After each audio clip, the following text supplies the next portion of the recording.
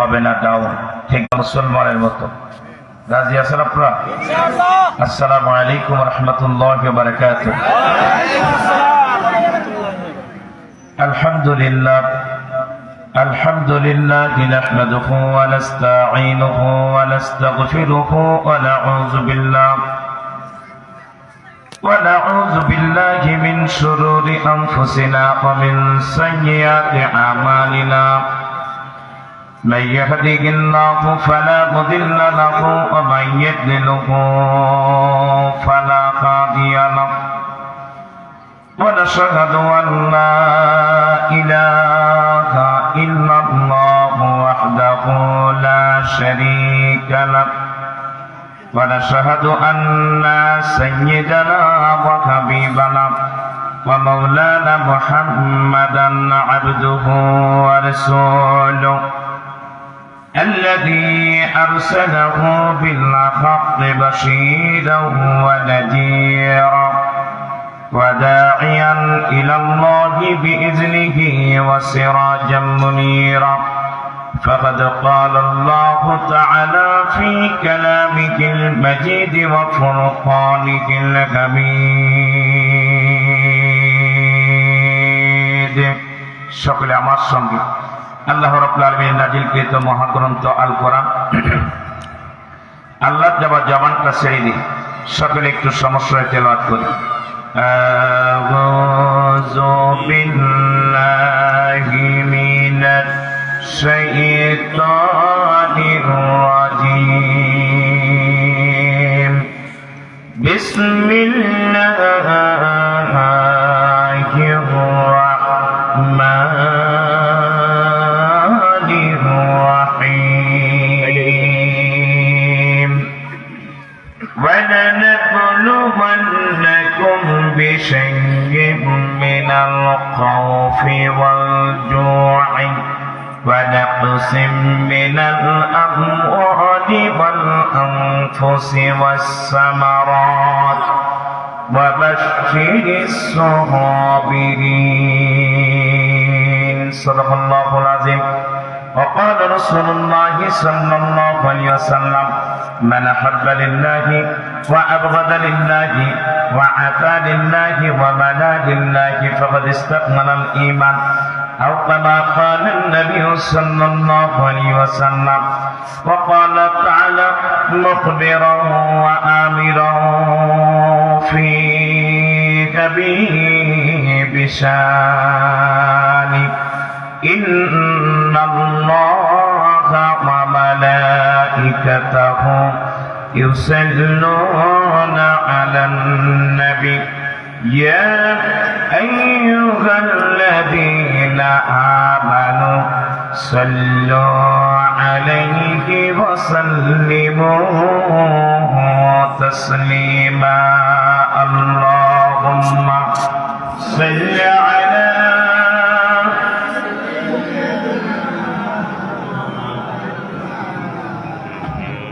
وعلى آله مولانا محمد. জন্ম আমার নবীর যুগে হলে কেমন হতো, ঠিক না? জন্ম আমার নবীর যুগে হলে কেমন হতো, দুনয়নে রাসূল পাক দেখলে কেমন হতো। জন্ম আমার নবীর যুগে হলে কেমন হতো, জন্ম আমার নবীর যুগে হলে কেমন হতো। আসতো ভেসে হযরতে বেলালের মধুর আযান, যে আযানে ছিল এমন প্রেম মুগ্ধ রহমান। আসতো ভেসে হযরতে বেলালের মধুর আযান, যে আযানে ছিল এমন প্রেম মুগ্ধ রহমান দয়ার নবীর পিছে নামাজ পড়লে কেমন হতো, ঠিক না? দয়ার নবীর পিছে নামাজ পড়লে কেমন হতো, জন্ম আমার নবীর যুগে হলে কেমন হতো, দুনয়নে রাসূল পাক দেখলে কেমন হতো, জন্ম আমার নবীর যুগে হলে কেমন হতো। আল্লাহুম্মা সাল্লি আলা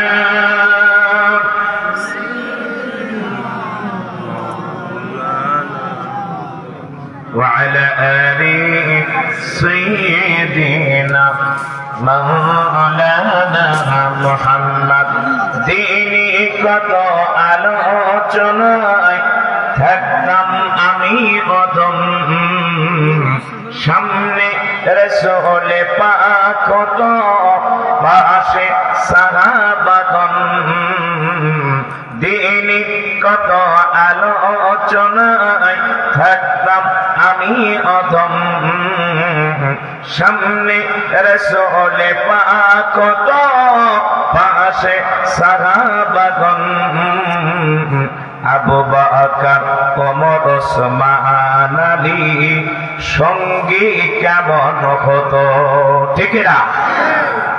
রাসূলের সাহাবী হযরত আবু বকর, ওমর, ওসমান, আলী, তালহা, জুবাইর, সাদ ইবনে আবি ওয়াক্কাস, সাইদ ইবনে যায়েদ, আব্দুর রহমান ইবনে আউফ, আবু উবাইদা ইবনুল জাররাহ, খাব্বাব, খুবাইব, আম্মার, সুমাইয়া রাদিয়াল্লাহু তাআলা আনহুমা যদি আমাদের বন্ধু হতো, সাথী হতো, এর চাইতে আনন্দ আপনার আমার জীবনে হতে পারে না, ঠিক না? আবু বকর ওমর ওসমান আলী সঙ্গী কেমন হতো, জন্ম আমার নবীর যুগে হলে কেমন হতো, দুনয়নে রাসূল পাক দেখলে কেমন হতো, জন্ম আমার নবীর যুগে হলে কেমন হতো। আল্লাহুম্মা সাল্লি আলা সাইয়্যিদিনা মাওলানা মুহাম্মদ ওয়া আলা আলি সাইয়্যিদিনা মাওলানা মুহাম্মদ বালাগাল উলা বিকামালিহি كشفت الدجى بجماله حسنت جميع خصاله صلوا عليه وعليه فناء فلطا بلبل کا ترنم بناغا جمن دہر میں کلیوں کا تبسم بناغا بلاغ العلا بكماله كشف الدجى بجماله حسنت جميع خصاله صلوا عليه وعليه ছোট্ট করে একটু দোয়া করি আল্লাহুম্মা আমিন ربنا ظلمنا أنفسنا فإن لم تغفر لنا وترحمنا لنكونن من الخاسرين আল্লাহ তাআলা তোমার কুদরতি নজর দিয়েছে। দেখো বাংলাদেশের ঐতিহ্যবাহী জেলা খুলনা জেলার ফুলবাড়ি আলিম মাদ্রাসা হাফিজিয়া মাদ্রাসা প্রাঙ্গণে আল্লাহ তাআলা 84তম ঐতিহাসিক তাফসীর কোরআন মাহফিলের আয়োজন জানানা করেছেন। শোনার জন্য জানাইছেন, বলার জন্য জানাইছেন। রব্বুল আলামিন অত্যন্ত চমৎকার সাউন্ড আর প্যান্ডেলের ব্যবস্থা, সুইট ডেকোরেটর আল্লাহ অত্যন্ত নান্দনিক ভাবে রব্বুল আলামিন করে তোমার বান্দা বান্দীদেরকে কোরআনের আলোচনা শোনার যে বন্দোবস্ত করলো, কিয়ামতের কঠিন মুসিবতের কালে এই মাহফিল খানা আমাদের জন্য নাজাতের জরিয়া বানায় দিবা রব্বুল আলামিন। আমি তোমার নালায়েক বান্দা, ইলম কালাম কিছুই নাই, কিছুই জানি না, কিছুই পারি না। তুমি যা বলো তাই বলি, একটি শব্দ বাড়াইয়া কমায়া বলার মতো যোগ্যতা ক্ষমতা আমার নাই। রব্বুল আলামিন এই মুহূর্তে এতিমের মতো, কাঙ্গালের মতো, ভিক্ষুকের মতো তোমার শাহী দরবারে দুখানা হাত উত্তোলন করে সাহায্যের জন্য আবেদন করলাম। আল্লাহ, তোমার রহমতের ভান্ডার থেকে কিঞ্চিত রহমত এই গুনাহগারের কণ্ঠে তথা এই মাজলিসের উপরে দান করে দাও। ইয়া রব, करम तो अगर करे मोहब्बत दे जुबा को जो दिल पर सुन करे। रब्बना तकब्बल मिन्ना इन्नका अंतस समीउल अलीम व तुब अलैना या मौलाना इन्नका अंतत तव्वाबुर रहीम वजल आखिर कलामिना इंदल मौत ला इलाहा इल्लल्लाहु मुहम्मदुर रसूलुल्लाह। तुझे ला इलाहा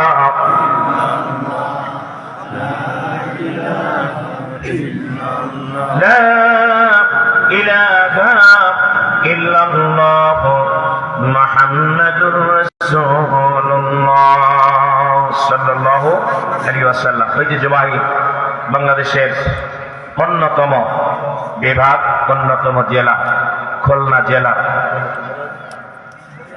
বটিয়াঘাটা উপজেলা ফুলবাড়িয়া আলিম মাদ্রাসা ও হাফিজিয়া মাদ্রাসার উদ্যোগে 84তম 84 ঐতিহাসিক তাফসীরুল কোরআন মাহফিলের সুযোগ্য সম্মানিত শ্রদ্ধাভাজন সভাপতি, সর্বজন শ্রদ্ধেয় বিশিষ্ট সমাজসেবক, বিশিষ্ট কোরআন প্রেমিক, আল্লাহ প্রেমিক, নবী প্রেমিক, মাদ্রাসা মসজিদ প্রেমিক বিশিষ্ট ব্যক্তিত্ব জনাব আব্দুল আহাদ শেখ।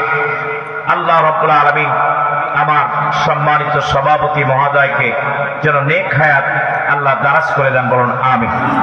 আজকের মাহফিলের বিশেষ আকর্ষণ আমার আগে যিনি আলোচনা পেশ করেছেন, অত্র হাফিজিয়া মাদ্রাসার প্রথম ছাত্র, হেফজখানা হাফেজ ছাত্র জনাব আলহাজ হাফেজ মাওলানা মোহাম্মদ ইমরানুল্লাহ সাহেব সহ আমার ডান পাশে বসা অত্র মাদ্রাসার সম্মানিত ভারপ্রাপ্ত অধ্যক্ষ, বিশেষ করে আজকের এই মাহফিলের জন্য যিনি বারবার আমার কাছে খোঁজ নিয়েছেন, আমার নাজমুল হাসান ভাই সহ জাতির শ্রেষ্ঠ সন্তান হাজার ওলামায়ে কেরাম, উপস্থিত দিনদার পরেশগার খোদাবীর মুত্তাকি মুসলমান ভাই এবং বাবাজিরা, সমবয়স্ক যুবক ভাইরা, স্নেহের কচিকাচারা, পদ্মার অন্তরালে অবস্থানরত সম্মানিত মা এবং বোনেরা, বিভিন্ন রাজনৈতিক দলের নেতা এবং কর্মীগণ, সুপ্রিয় সাংবাদিক বন্ধুগণ, আলিম মাদ্রাসা হাফিজিয়া মাদ্রাসার সকল পর্যায়ের সম্মানিত শিক্ষক মন্ডলী, আজকের এই মাহফিলে আগত আল্লাহ প্রেমিক, কোরআন প্রেমিক তাওহীদি জনতা,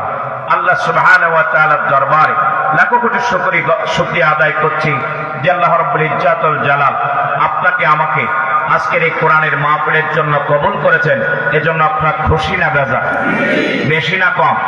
তাই যদি হয়ে থাকে পাক থেকে মাথা পর্যন্ত যত শক্তি আছে সকল শক্তির মালিক কে? আরেকটু জোরে বলেন কে? আল্লাহ রাব্বুল আলামিনকে খুশি করার জন্য পৃথিবীর কোন প্রধান অতিথি, প্রধান বক্তা, কোন সভাপতি, সেক্রেটারি, কোন প্রিন্সিপাল, কোন মাদ্রাসার মুআতামিম, কোন ইমাম, মুয়াজ্জিনকে নয়, আপনার আমার জীবনের একমাত্র মালিক, মৃত্যুর একমাত্র মালিক, গোটা পৃথিবীর একচ্ছত্র মালিক মহান আল্লাহ রাব্বুল আলামিনকে খুশি করার জন্য হৃদয়ের সবটুকু ভালোবাসা উজাড় করে দিয়ে পাত থেকে মাথা পর্যন্ত যত শক্তি আছে সকল শক্তি কণ্ঠে এনে আত সিংহের মতো গর্জন করে আল্লাহ রাব্বুল আলামিনের শুকরিয়া আদায় করি। কারো জবান জল বন্ধ না থাকে সকলে বলুন আলহামদুলিল্লাহ। আরেকটু জোরে বলা যাবে না আলহামদুলিল্লাহ? শুকরিয়া আদায় করলে খুশি হন কে? নিয়ামত বাড়িয়ে দেওয়ার ওয়াদা করেছেন কে? কথা আমার না আল্লাহ। আল্লাহ রাব্বুল আলামিন কি বলেন?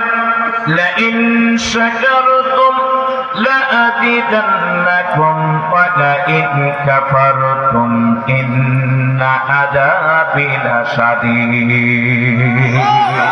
কথা কার? জোরে বলেন কার?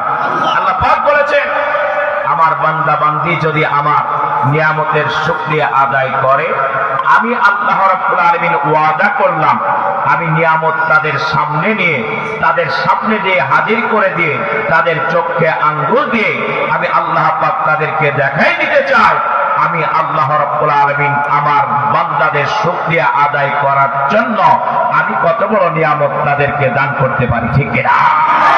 বিগত 17 বছর নমরুদ ফিরাউন আর তাদের উত্তরসূরিরা, লেডি ফিরাউন আর তার দোসরেরা এদেশের আলেম ওলামা, পীর মাশায়েখ, ইসলামী আন্দোলনের কর্মীদেরকে নির্বিচারে হত্যা করেছে, গুম করেছে, আয়না করে রেখে দিয়েছে, রিমান্ডে নিয়েছে, শাপলা চত্বরে নির্বিচারে হাফেজে কোরআন আর আলেম দ্বীনদেরকে হত্যা করে তাদের লাশ পর্যন্ত দাফন করতে দেয় নাই। ম্যানহোলের ভিতরে আর বুড়িগঙ্গা নদীতে তারা ভাসিয়ে দিয়েছে। এই বাংলাদেশের জমিনে প্রত্যেকটা মানুষ চোখের পানি ছেড়ে দিয়ে আল্লাহ শুকরিয়া আদায় করে কেঁদেছে।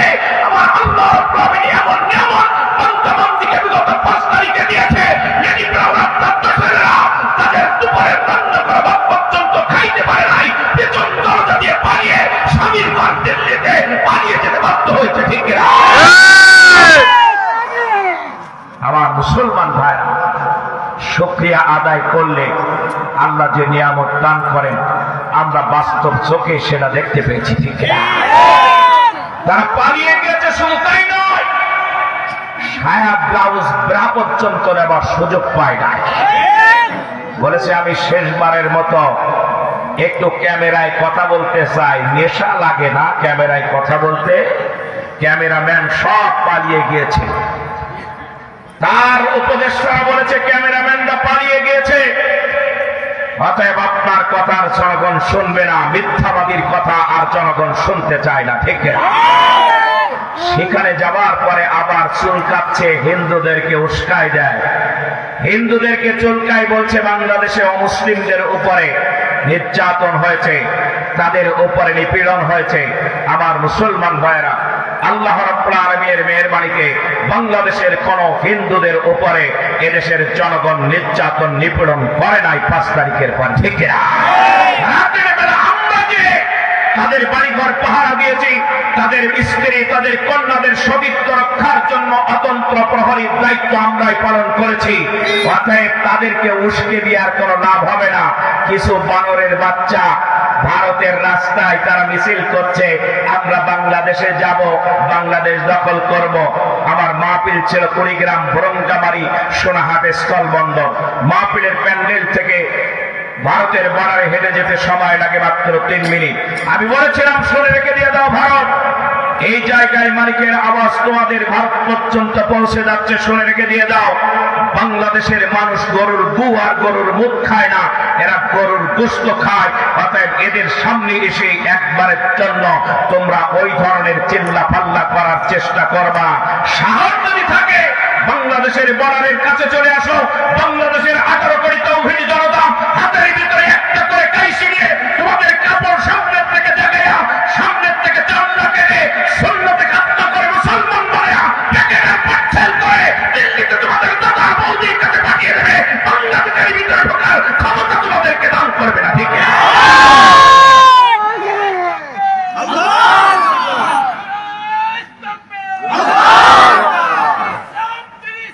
জিন্দাবাদ জিন্দাবাদ, ইসলামের শত্রুরা।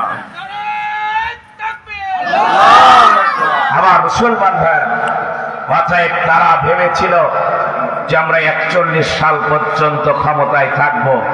আমার আল্লাহ রাব্বুল আলামিন ডাক দিয়ে বলেন 24 সালে খাতা কম্বল নিয়ে আস্তে করে স্বামীর ঘরে যে ওঠো, ওরও স্ত্রী নাই, তোমারও স্বামী নাই, অতএব জায়গা মতো চলে যাও। তোমরা আল্লামা সাইদিকে খুলনা দারুল কোরআন মাদ্রাসা ময়দানে তোমরা কবরস্থ করতে দাও নাই, শুনে রেখে দিয়ে দাও। জাতির শ্রেষ্ঠ সন্তানকে তার জীবনের শেষ ওসিয়ত পূরণ করতে দেয় নাই। লেডি ফিরাউনের দোসররা খুলনার আওয়ামী লীগের তারাও শুনে রেখে দিয়ে দাও। বাংলাদেশের জমিনে লেডি ফিরাউনের একচুল পরিমাণ জায়গায় কবরস্থ করা হবে না। বড় ভারতের কোন শ্মশান অথবা কোন মন্দিরের ভিতরে তার জায়গা হবে বাংলাদেশের 56,000 বর্গ মাইলের শহর, বাংলাদেশে তার জায়গা হবে না, ঠিক না? অতএব শুনে রেখে দিয়ে দাও, এটা বাংলাদেশ, এটা ওলিয়া উলিয়ার দেশ, এটা আলেম ওলামার দেশ। এখানে মুসলমানের বসবাস, 90% মুসলমান এখানে বসবাস করে। শুনে রেখে দিয়ে দাও, কান খুলে রেখে শুনে রেখে দাও। আগামীর পার্লামেন্ট হবে ইনশাআল্লাহ কোরআনের পার্লামেন্ট। ঠিক না? যত দালাল আর বাটপারেরা সরে রেখে দিয়ে দাও, চোর চাপ্তামি করে আর ট্যাক্সি স্ট্যান্ড দখল করে বাংলাদেশের জমিনে পাই আর পাত্তা পাবা না, কারণ এ দেশ আগামী দিন ইমানদার টুপিওয়ালারাই শাসন করবে ইনশাআল্লাহ। অতএব শুকরিয়া আদায় করতে হবে কার? আর একবার শুকরিয়া আদায় করে বলুন আলহামদুলিল্লাহ। দরুদ ও সালাম বর্ষিত হোক বিশ্ব মানবতার মুক্তির নিশানি, সর্বকালের সর্বযুগের শ্রেষ্ঠ মহামানব, বিশ্বনন্দিত নেতা, আকাইদে নামদার তাজেদার মদিনা, হুজুর আকরাম নূরে মুজাসসাম, মক্কার জ্যোতি, মদিনার বাতি, আব্দুল্লাহ নয়নের টুকরা, মা আমিনার নয়নের পুতলি, জনাবে মুহাম্মদ রাসূলুল্লাহ, সকলে বলেন সাল্লাল্লাহু আলাইহি ওয়াসাল্লামের উপরে মাগফিরাত কামনা করি। মহাগ্রন্থ আল কোরআন এটা কি কোনো দলের? জনে বলেন কোন ব্যক্তির না। কোরআন নিজেই বলে দিচ্ছেন আল্লাহর পক্ষ থেকে, হুদাল লিন-নাস ওয়া বাইয়িনাতিন মিনাল হুদা ওয়াল ফুরকান। আল্লাহ পাক বলে দিয়েছেন এই কোরআনের কাছে যারা আসবে, কোরআন তাদেরকে হেদায়েত দেয়া, হেদায়েতের রাস্তা দেখায় আল্লাহর জান্নাত পর্যন্ত পৌঁছে দিয়ে দেয়। বলে সুবহানাল্লাহ। আর যারা কোরআনের বিরোধিতা করবে, যারা বলে কোরআন ভাওতাবাদী, যারা বলে কোরআন আর রাজনীতি আলাদা, এদের দুর্বিসন্ধি আমরা বুঝে ফেলেছি। এদের মনের ভিতরে জায়গা করে নিয়েছে টেন্ডারবাজি, এদের জায়গা করে নিয়েছে ধর্ষণে সেঞ্চুরিওয়ালাদের সেই কথা, এদের মনের ভিতরে এদেশের সমস্ত অপকর্ম করার সমস্ত দুর্বিসন্ধি জায়গা হয়ে গিয়েছে। শুনে রেখে দিয়ে দাও, কোরআন থেকে রাজনীতি যদি সরাইতে পারো, রাজনীতি থেকে কোরআন সরাইতে পারো, বড় বড় বোতল আর হোটেল কোতানো আর ব্যাংক ডাকাতি চলবে, কিন্তু এদেশের তৌহিদ জনতা, এদেশের ছাত্র জনতা দ্বিতীয় বিজয় যখন এনেছে, এই দেশে আর ওই ধরনের কার্যক্রম তাদের চালাইতে দিবে না। ঠিক না? অতএব আল্লাহর কোরআন দিয়েই তারপরে দেশ পরিচালনা হবে। ঠিক না? আল্লাহ রাব্বুল আলামিন ডাক বলেন, ওয়ামান লাম ইয়াহকুম বিমা আনজালাল্লাহু ফাউলাইকা হুমুল কাফিরুন। আল্লাহ রাব্বুল আলামিন ডাক বলেন, এই পৃথিবীতে যারা কোরআন দিয়ে দেশ পরিচালনা করে না, কোরআন দিয়ে সেক্রেটারিয়েট পরিচালনা করে না, কোরআন দিয়ে যারা সচিবালয় পরিচালনা করে না, কোরআন দিয়ে যারা জ্ঞান পরিষদ পরিচালনা করে না, কোরআন দিয়ে যারা উপজেলা পরিষদ পরিচালনা করে না, কোরআন দিয়ে যারা জেলা পরিষদ পরিচালনা করে না, কোরআন দিয়ে যারা মসজিদ মাদ্রাসা পরিচালনা করে না, কোরআন দিয়ে যারা তার পরিবার থেকে রাষ্ট্র পরিচালনা করে না, সমাজ পরিচালনা করে না, ব্যবসা প্রতিষ্ঠান পরিচালনা করে না, আল্লাহ রাব্বুল আলামিন ডাক দিয়ে বলেন, ওয়ামান লাম ইয়াহকুম বিমা আনজালাল্লাহু ফাউলাইকা হুমুল কাফিরুন। আমার আল্লাহ পাক ডাক দিয়ে বলেন, এরা হলো টাটকা কাফের। অতএব যারা কোরআনের বিরোধিতা করে, এরা কাফের। কাফেরদের সঙ্গে কোনো ইমানদার থাকতে পারে না। ঠিক না? কথা আমার না আল্লাহ, আমার পরে রাগ করবেন না, কারণ এখন তো মানুষের পরে রাগ করতেছে। আল্লাহর পরে রাগ করবা, তোমার লাইফ ধ্বংস হয়ে যাবে ওই লেডি ফ্রাউন আর তার দোসরদের মতো। ঠিক না? এখন পালানোর জায়গা পাচ্ছে না, জায়গা খুঁজতেছে, যেখানে যায় পালাইতে সেখানেই গেলে ধরা পড়ে যায়। পাবলিক ধরে এমন উত্তম মাধ্যম দিচ্ছে, বাবার নাম ভুলিয়ে দিচ্ছে, নাকমুখ ছুটিয়ে দিচ্ছে। ঠিক না? আমরাও নির্যাতনের শিকার হয়েছিলাম 17টা বছর। আমার নামে মামলা দিয়েছে 63টা। কয়টা? মাত্র 63টা। 8বার জেলে নিয়েছে, 2বার ডিবিতে, 1বার সিআইডিতে, ক্রস ফায়ারের আসামে। দীর্ঘদিন যাবৎ বাড়িতে থাকতে পারি না, মালামাল করকের জন্য কোর্ট থেকে নির্দেশ দিয়ে দিল 3বার। পুলিশ এসে আমার জিনিসপত্র খুঁজতেছে। গ্রামের মানুষ বলে তার ঘর বাড়ি নাই, তার জিনিস কোথায় থাকে? বাড়িতেই থাকে না। নিজের বাড়ির উঠানের উপরে ক্রস ফায়ারের ওই সন্নিবাদ যখন কাটা কমপ্লিট হলো, এলাকায় আসলাম। আসার পরে দেখি উঠানের ভিতরে ঘাস 1 বিঘের বেশি উঁচা হয়ে গেছে। 2-4টা গরু খাইলেও তার খেয়ে শেষ করতে পারবে না।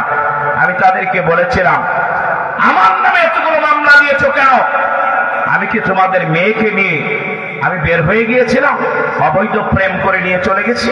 নাকি তোমাদের স্ত্রীর সঙ্গে আমি অবৈধ প্রেম করেছি, পরকীয়া করেছি? আমার উপরে এত রাগ কেন? আমার পরে রাগ শুধু একটাই কারণে, আল্লাহর কোরআনের হক কথা বলার কারণে। ঠিক না?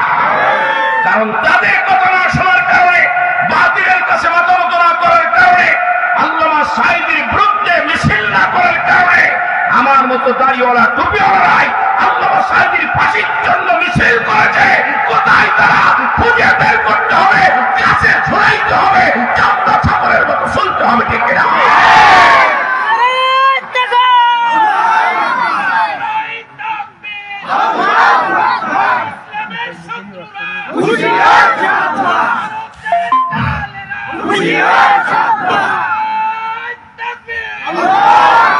আমার মুসলমান ভাইরা, এই দেশ থেকে তারা ইসলামকে সরিয়ে দেওয়ার ষড়যন্ত্র করেছে, কিন্তু ইসলাম তো আপনার আর আমার বাপ দাদার একক কোন সম্পদ না, ঠিক কিনা? এটা নিয়ন্ত্রণ করেন কে? আল্লাহ রাব্বুল আলামিন ডাকতে বলেন, ইউরিদুনা লিইতফিউ নূরাল্লাহি বিআফওয়াহিহিম ওয়াল্লাহু মুতিম্মু নূরিহি ওয়ালাউ কারিহাল কাফিরুন।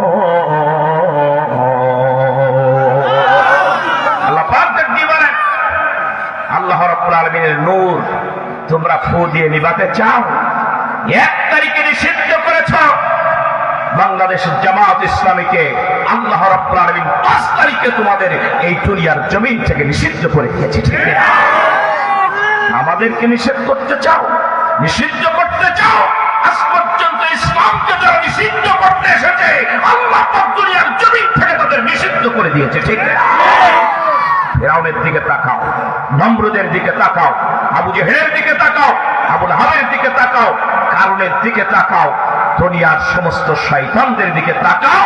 আল্লাহ রাব্বুল আলামিন জমিন থেকে তাদেরকে নিষিদ্ধ ঘোষণা করেছে, ঠিক না? অতএব আমাদেরকে নিষিদ্ধ করার পায়তারা যখনই করবা, আল্লাহ রাব্বুল আলামিন আরশে আজিম থেকে তোমাদের নিষিদ্ধ ঘোষণা করে দিয়ে দেবে, ঠিক কিনা? অতএব আল্লাহর কোরআনের বিরোধিতা করো না। আল্লাহর কোরআনকে নিয়ে যারা কটূক্তি করে, আল্লাহ রাব্বুল আলামিনকে নিয়ে যারা কটূক্তি করে, নবীকে নিয়ে যারা কটূক্তি করে, আলেমদেরকে নিয়ে যারা কটূক্তি করে, দাড়ি টুপি নিয়ে যারা কটূক্তি করে, আল্লাহ রাব্বুল আলামিন বলেছেন অতুল্লিম বাদা জালিকা জারিম, তারা হলো পিতৃ পরিচয়হীন যারা সন্তান, তাদের জন্ম হয়েছে খন্দন দুর্ঘটনায়, কোনো না কোনো বিশ্বাখানায়, ভালো জায়গায় এদের জন্ম হতে পারে না, ঠিক না? কথা কার? যারা বলেন কার? যারা এই দুনিয়ার জমিনে কোরআন নিয়ে কটূক্তি করবে, রাসূলকে নিয়ে, আল্লাহকে নিয়ে, ইসলামকে নিয়ে কটূক্তি করবে, বুঝতে হবে এরা পিতৃ পরিচয়হীন জারজ সন্তান, ঠিক না? জারজ হলো 2 প্রকার। কয় প্রকার? একটা হলো জন্মগত জারজ আর একটা হলো কর্মগত জারজ, কি ঠিক কিনা বলেন? আমার মুসলমান ভাইরা, কর্মগত জারজ কারা?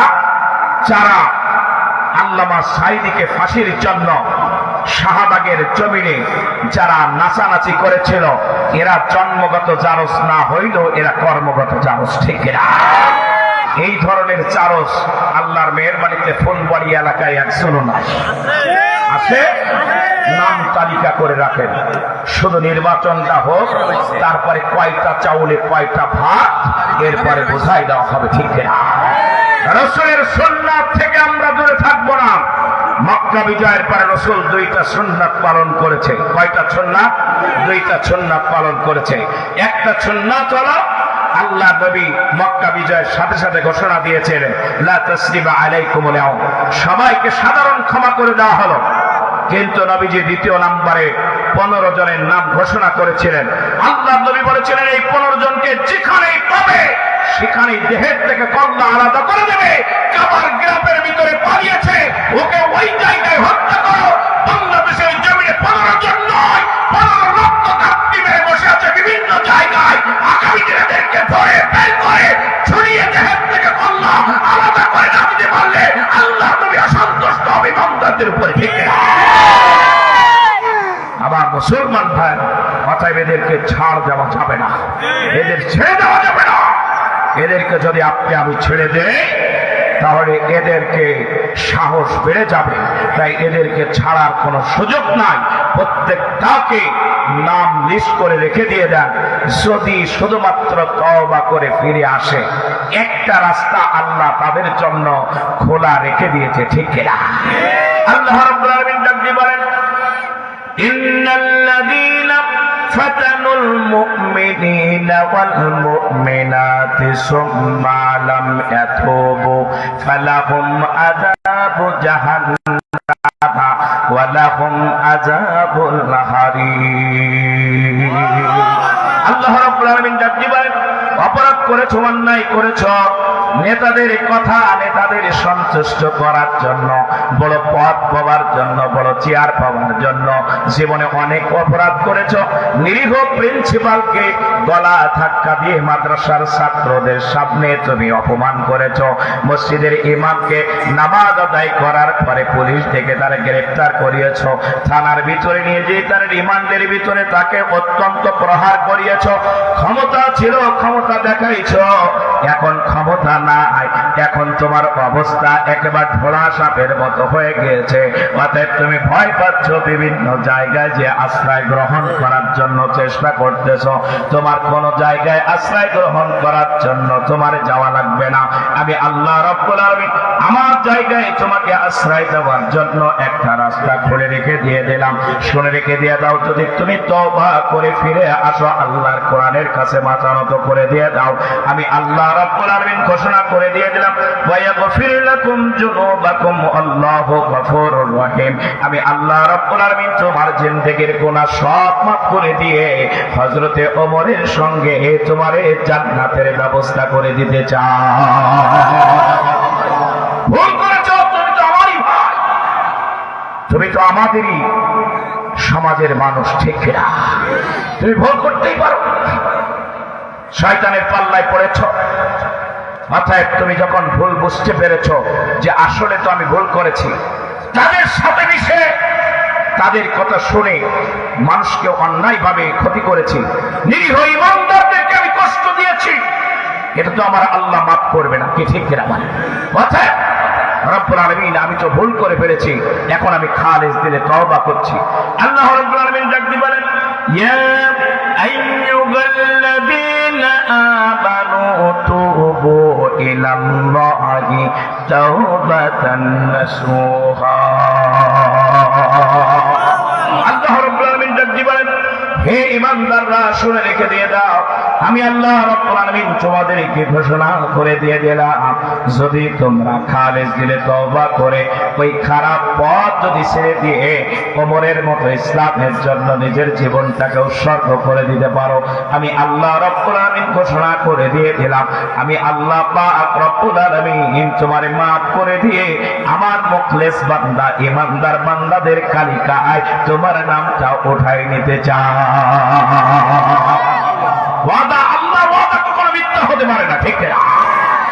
অতএব আল্লাহ রাব্বুল আলামিনের কোরআনের জন্য যারা জীবন দিল, অর্থ দিল, শ্রম দিল, মেধা দিল, আল্লাহর জমিনে আল্লাহর কোরআন প্রতিষ্ঠিত করতে, যে দ্বিতীয় স্বাধীনতার জন্য 5ই আগস্ট পর্যন্ত যারা নির্দ্বিধায় শাহাদাত বরণ করলো, 18 কোটি তাওহীদি জনতাকে, নারী পুরুষ আবাল বৃদ্ধ বনিতাকে নির্বিঘ্নে রাতের বেলা ঘরের ভিতরে ঘুমানোর সুবন্দোবস্ত করতে, যে নিজের সেই স্বাদের জীবনটাকে যারা গুলির মুখে ওই কাফের ফিরআউন আর নমরুদের গুলির আঘাতে যারা শাহাদাত বরণ করলো, আল্লাহ রাব্বুল আলামিন তাদের শাহাদাতি মরণকে কবুল মঞ্জুর করে বলুন আমিন। আরো জোরে বলুন আমিন। আমার মুসলমান ভাইরা, আমি আপনাদের সামনে কোরআনুল কারীমে সূরাতুল বাকারা মাত্র 155 নম্বর আয়াতে কারিমা তেলাওয়াত করেছি। 155 নম্বর আয়াত, এর ভিতর থেকে ছোট্ট একটা শব্দের উপরে আলোচনা করা হবে। শুধুমাত্র যারা ঈমানদার, আল্লাহ রাব্বুল আলামিন তাদেরকে একটু পরীক্ষা করে নিতে চায়, ঠিক না? একটা শব্দের উপরে, একটা ওয়ার্ডের উপরে যদি সারা রাত আলোচনা করা হয়, ডান পাশে বাম পাশে সামনে পিছে অসংখ্য উলামায়ে কেরাম আছে, আমি আল্লাহকে সাক্ষী রেখে বলছি, একটা শব্দের উপরে যদি সারা রাত আলোচনা হয়, আল্লাহর কসম আলোচনা শেষ করা সম্ভব হবে না, হবে না, হবে না। কথাটা আল্লাহ রাব্বুল আলামিন ডাক দিয়ে বলেন,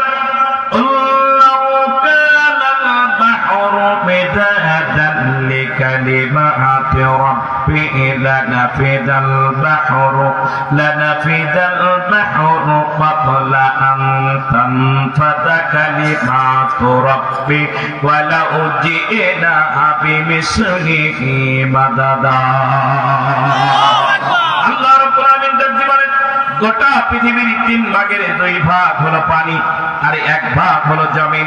সাগর মহাসাগর নদ নদী খাল বিলের ভিতরে পুকুর ডোবার ভিতরে যত পানি আছে সব পানিগুলো যদি তোমরা এক জায়গায় করে কালি বানাও আর এই সুন্দরবন থেকে বান্দরবন আফ্রিকা থেকে আমাজন পর্যন্ত যত বৃক্ষ রাজি আছে কেটে কেটে যদি কলম বানাও ওই কলম আর কালি দ্বারা আল্লাহর কালামের যদি ব্যাখ্যা লেখা শুরু করে দিয়ে দাও আমি আল্লাহ রাব্বুল আলামিন ঘোষণা করে দিয়ে দিলাম কালি ফুরিয়ে যাবে কলম শেষ হয়ে যাবে আল্লাহর কালামের ব্যাখ্যা লিখে শেষ করা সম্ভব হবে না। আল্লামা সাঈদী 50 বছর পরে তাফসীর করেছে দেশে বিদেশে বিভিন্ন জায়গায় আজ পর্যন্ত ইমানদারদের কোরআনের তাফসীর শুনে হৃদয়ের তৃপ্তি মেটে নাই ঠিক না? সেই মানুষটাকে তার সরানোর জন্য ভারতের ফাঁদে পা দিয়ে ভারত থেকে লেডি ফেরাউনা আসলো আর তারপরে তিনি আল্লামা সাঈদীকে তার শহীদ করে দিয়ে দিল, ঠিক না? ইনজেকশন যে পুশ করেছে শুনে রেখে দিয়ে দাও, তোমার কোন দিক দিয়ে কোন জিনিস পুশ করা হবে এজন্য তুমি তৈরি হয়ে যাও। এই জনগণ তোমাদেরকে ছাড় দিবে না দিতে পারে না, ঠিক না? তোমার এমন পুশ করা করবে যে পুশ করার পরে তোমার বাপের নাম 6 মাস 1 বছরের ভিতরে আর মাথায় আসবে না। এমন পুশ জনগণ করবে তোমার শুধু পাইলেই বুঝতে পারতে পুশটা কেমন করতো, ঠিক না? আমার মুসলমান ভাইরা, অতএব একটা শব্দের উপরে যদি আলোচনা করা হয় এই পৃথিবীতে যারা ঈমানদার হবে তাদের পরীক্ষা দিতে হবে, ঠিক না? আপনি ঈমান এনেছেন আর পরীক্ষা দেবেন না সেটা তো হতে পারে না। আসিমান নাসু ইয়াতরাকু আইয়াকুলু আমান্না ওয়া হুম লা ইফতানুন। আল্লাহ রাব্বুল আলামিন ডাকতে বলেন তুমি ঈমান এনেছো এ কথা বললেই তোমাকে ছেড়ে দেওয়া হবে না, তোমাকে পরীক্ষা নেওয়া হবে, ডাকা হবে রাজপথে। তোমার সামনে আর মাত্র কয়েকদিন পরে টাকার বান্ডেল আসবে, তোমাকে বিভিন্ন পদে পদোন্নতি করার জন্য তোমার কাছে অফার আসবে, শুধুমাত্র কোরআনের বিরুদ্ধে অবস্থান নেওয়ার জন্য তোমাকে পরীক্ষা করা হবে। সব কিছুকে পায়ে ফুটবলের মতো লাথি মেরে যদি তুমি দূরে সরিয়ে দিয়ে আল্লাহ রাব্বুল আলামিনের কোরআনের কাছে পাক্কা ঈমানদার হতে পারো, আল্লাহ রাব্বুল আলামিন অবশ্যই এই পৃথিবীতে এবং আখিরাতে এমন সম্মান আর মর্যাদা দান করবে যেটা জীবনেও তুমি কল্পনা করতে পারবে না, ঠিক না?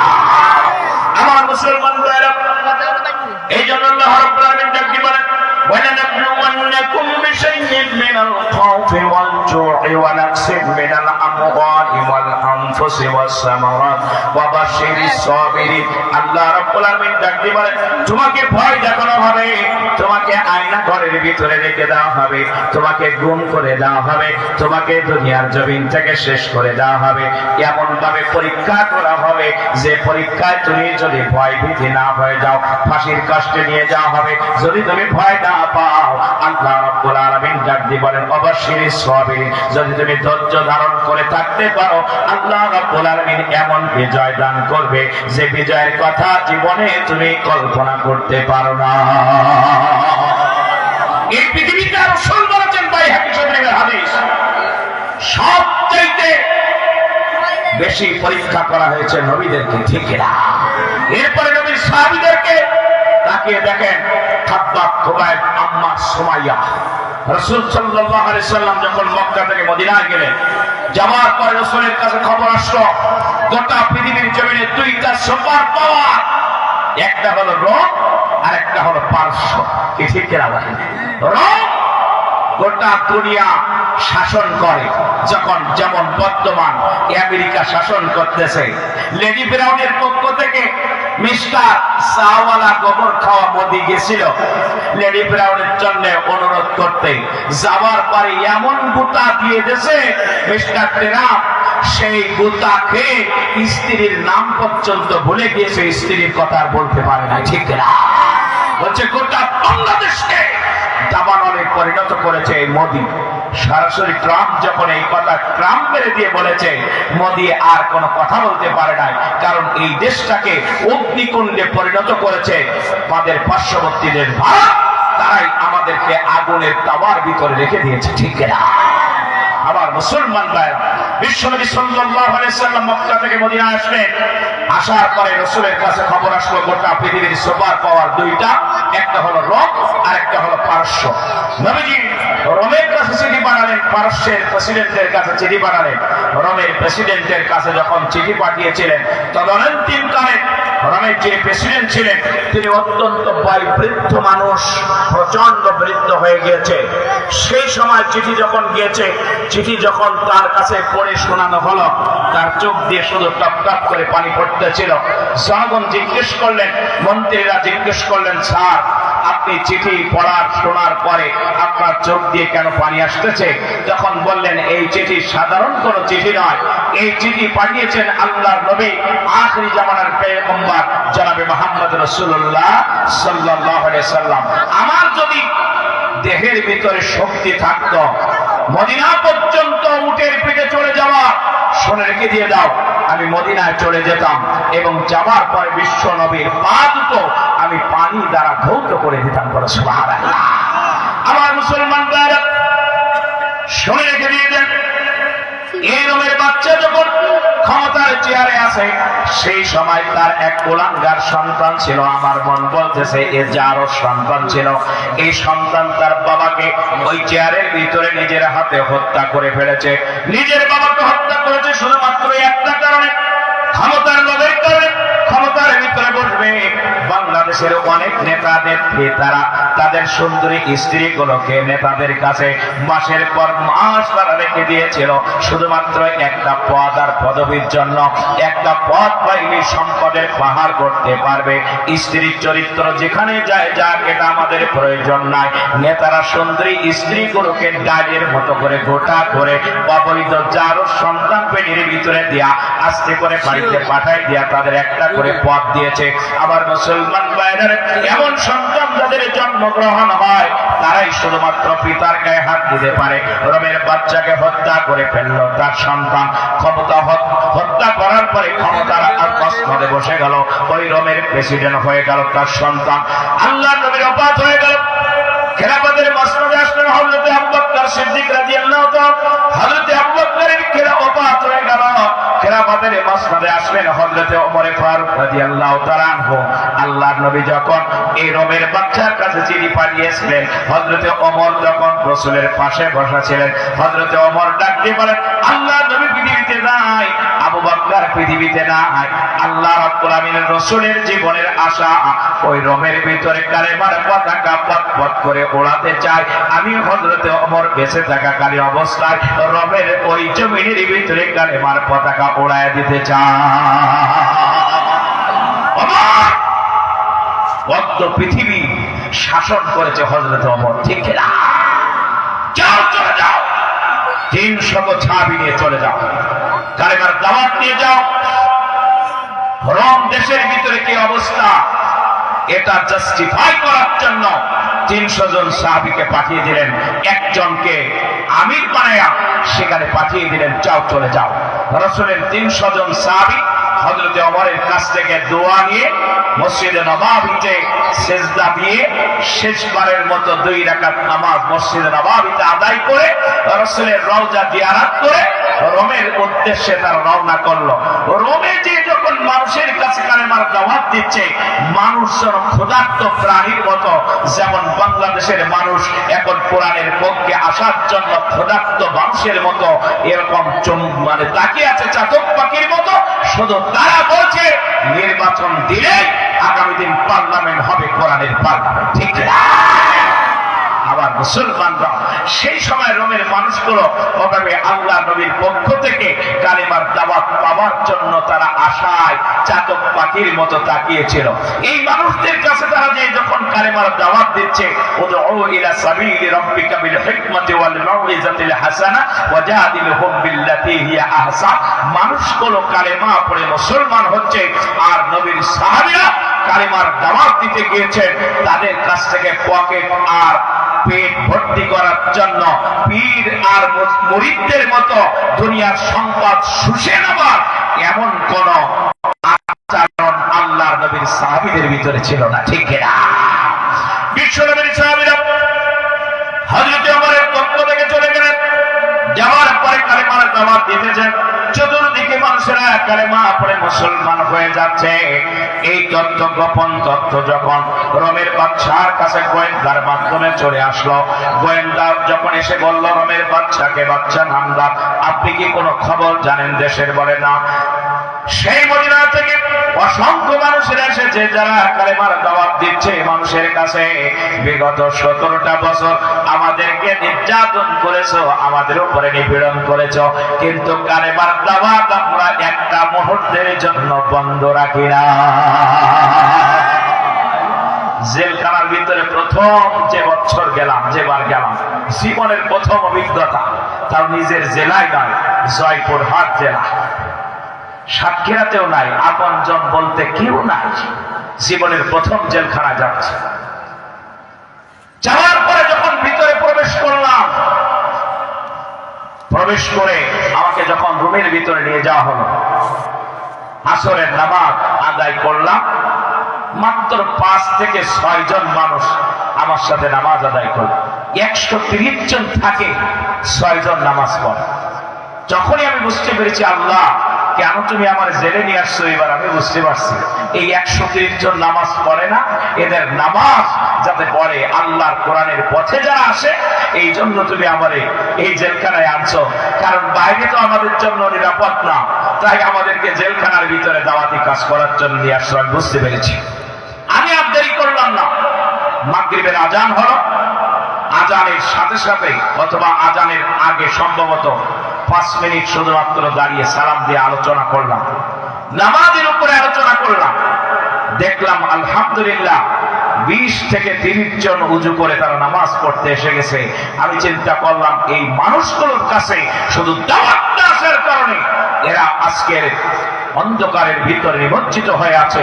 এই জন্য আল্লাহ রাব্বুল আলামিন উলামায়ে কেরামদেরকে এই জেলখানার ভিতরে এনে দাওয়াতি কাজ করার জন্য এদেরকে এই বন্দোবস্ত করে দিয়েছে, ঠিক না?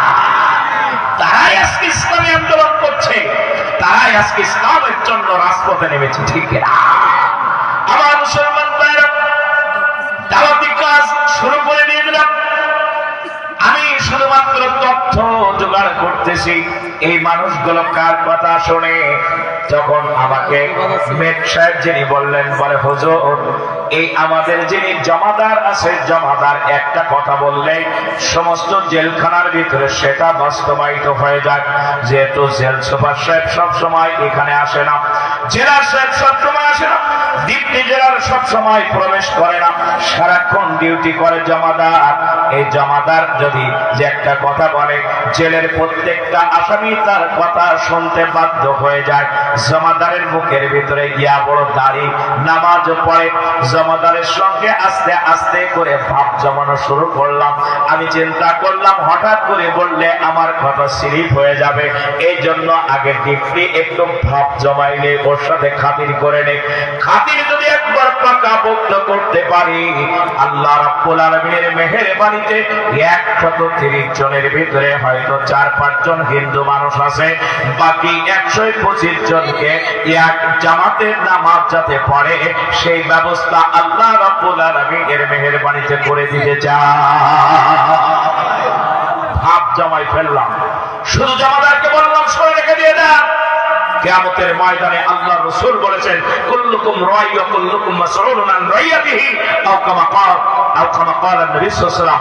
রাসূল বলেছেন এই পৃথিবীতে প্রত্যেকটা ব্যক্তির কাছ থেকে তার ক্ষমতার ব্যাপারে জিজ্ঞাসা করা হবে। আপনার ক্ষমতা আছে জেলখানা পরিচালনা, আপনার একটা জবানের কথায় এই জেলখানার প্রত্যেকটা আসামি আপনার কথা মতো উঠে বসে, বসতে বললে ওঠার ক্ষমতা নাই, উঠতে বললে বসার ক্ষমতা নাই। অতএব আপনার ক্ষমতা যদি ভালো পথে আপনি লাগান, আপনার জিন্দেগির গুনাহ সব আল্লাহ মাফ করে দেবে। ওই মানুষগুলোর কারণে আমাকে বলছে হুজুর কি করতে হবে? আমি বললাম শুধু মেটকে বলে দেবেন আগামীকাল থেকে যে নামাজ না পড়বে তাকে ইলিশ ফাইলে শোয়ানো হবে। ইলিশ ফাইল বোঝেন তো? একজন হাত ধরে টানবে আর একজন পিঠের দিকে পা দিয়ে ঠেলা দেবে, ওর মাঝখানে আর একজন শোয়ানো হবে। রাতের বেলা উঠতে পারবা না, তোমার মুখ লেগেছে ওই পালে শুয়ে থাকো, উঠতে পারবা না, উঠলে মার। এই ফাইলে শুধু 2 দিন শোয়া, দেখবেন ওর নামাজ উজু ছাড়াও পড়বে। ঠিক কাজ হয়ে গেল। মেট্রে বলে দিলে এই যেটা নামাজ না পড়বে সেটার ইলিশ ফাইলে শোয়াবে। দেখি বাপরে বাপ, উজু করার সময় না পেলে সবার পিছনে যে আল্লাহু আকবার বলে দাঁড়াই যায়। আমি বললাম দেখছো ঠেলার নাম বাবাজি, কাজ কোন জায়গায়। আমার মুসলমান ভাইরা, শুধুমাত্র যদি আপনি কৌশল অবলম্বন করতে পারেন, আল্লাহর কোরআন প্রতিষ্ঠা করা আল্লাহর জমিনে কোনো কঠিন কিছু না, ঠিক না? আমার মুসলমান ভাইরা, নবীজির সাহাবীরা কালেমার দাওয়াত মানুষের কাছে দিতেছে, মানুষেরা কালেমা পড়ে মুসলমান হচ্ছে। খবর চলে গেল প্রেসিডেন্টের কাছে।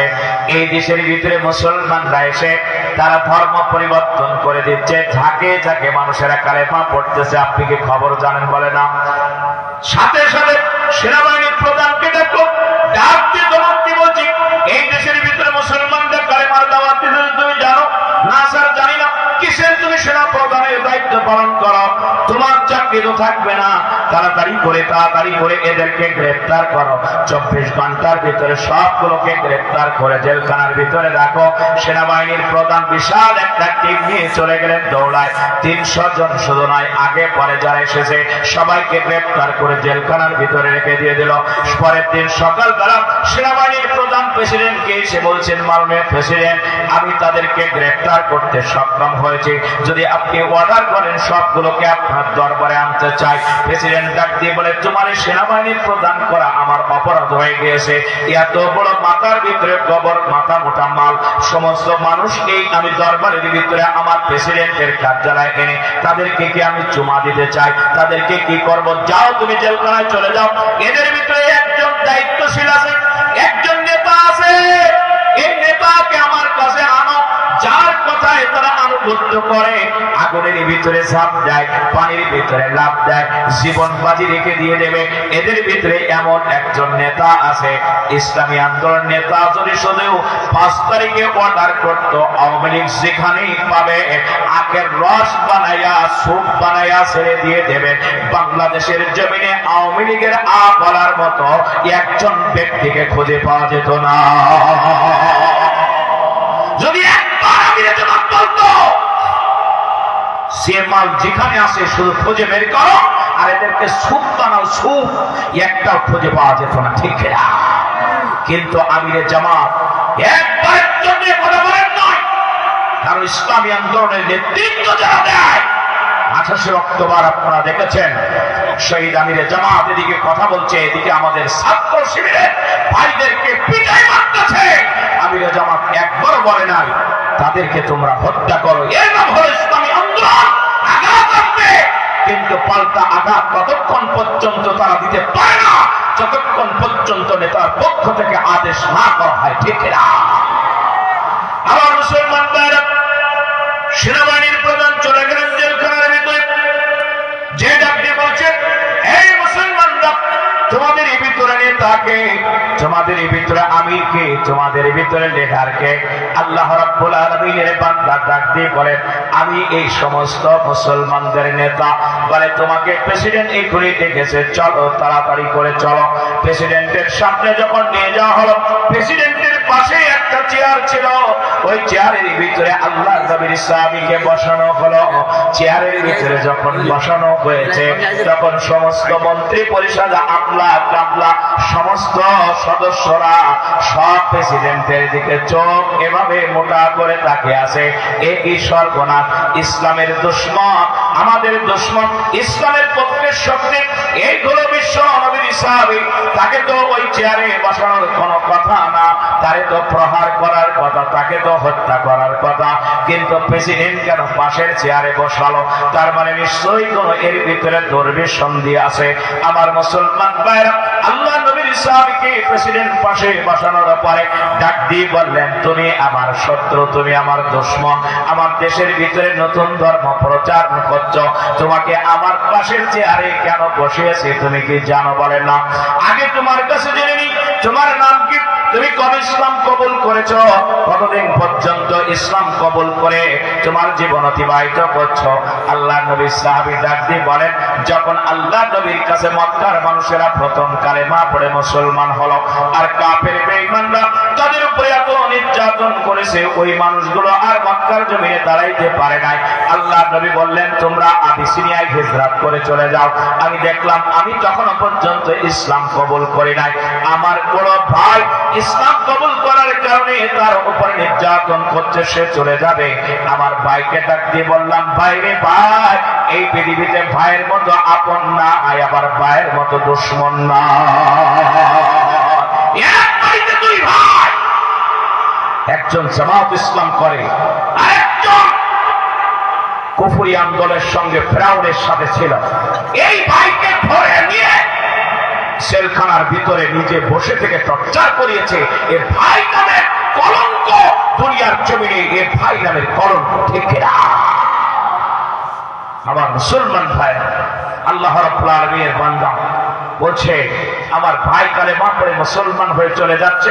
আমিও বললাম, ভাই আমিও কালেমা পড়ে তোমার সাথে চলে যেতে চাই আবিসিনিয়ায়, আমিও মক্কায় থাকবো না, যেহেতু রাসূল চলে যেতে বলছে, এজন্য আমি আর থাকবো না।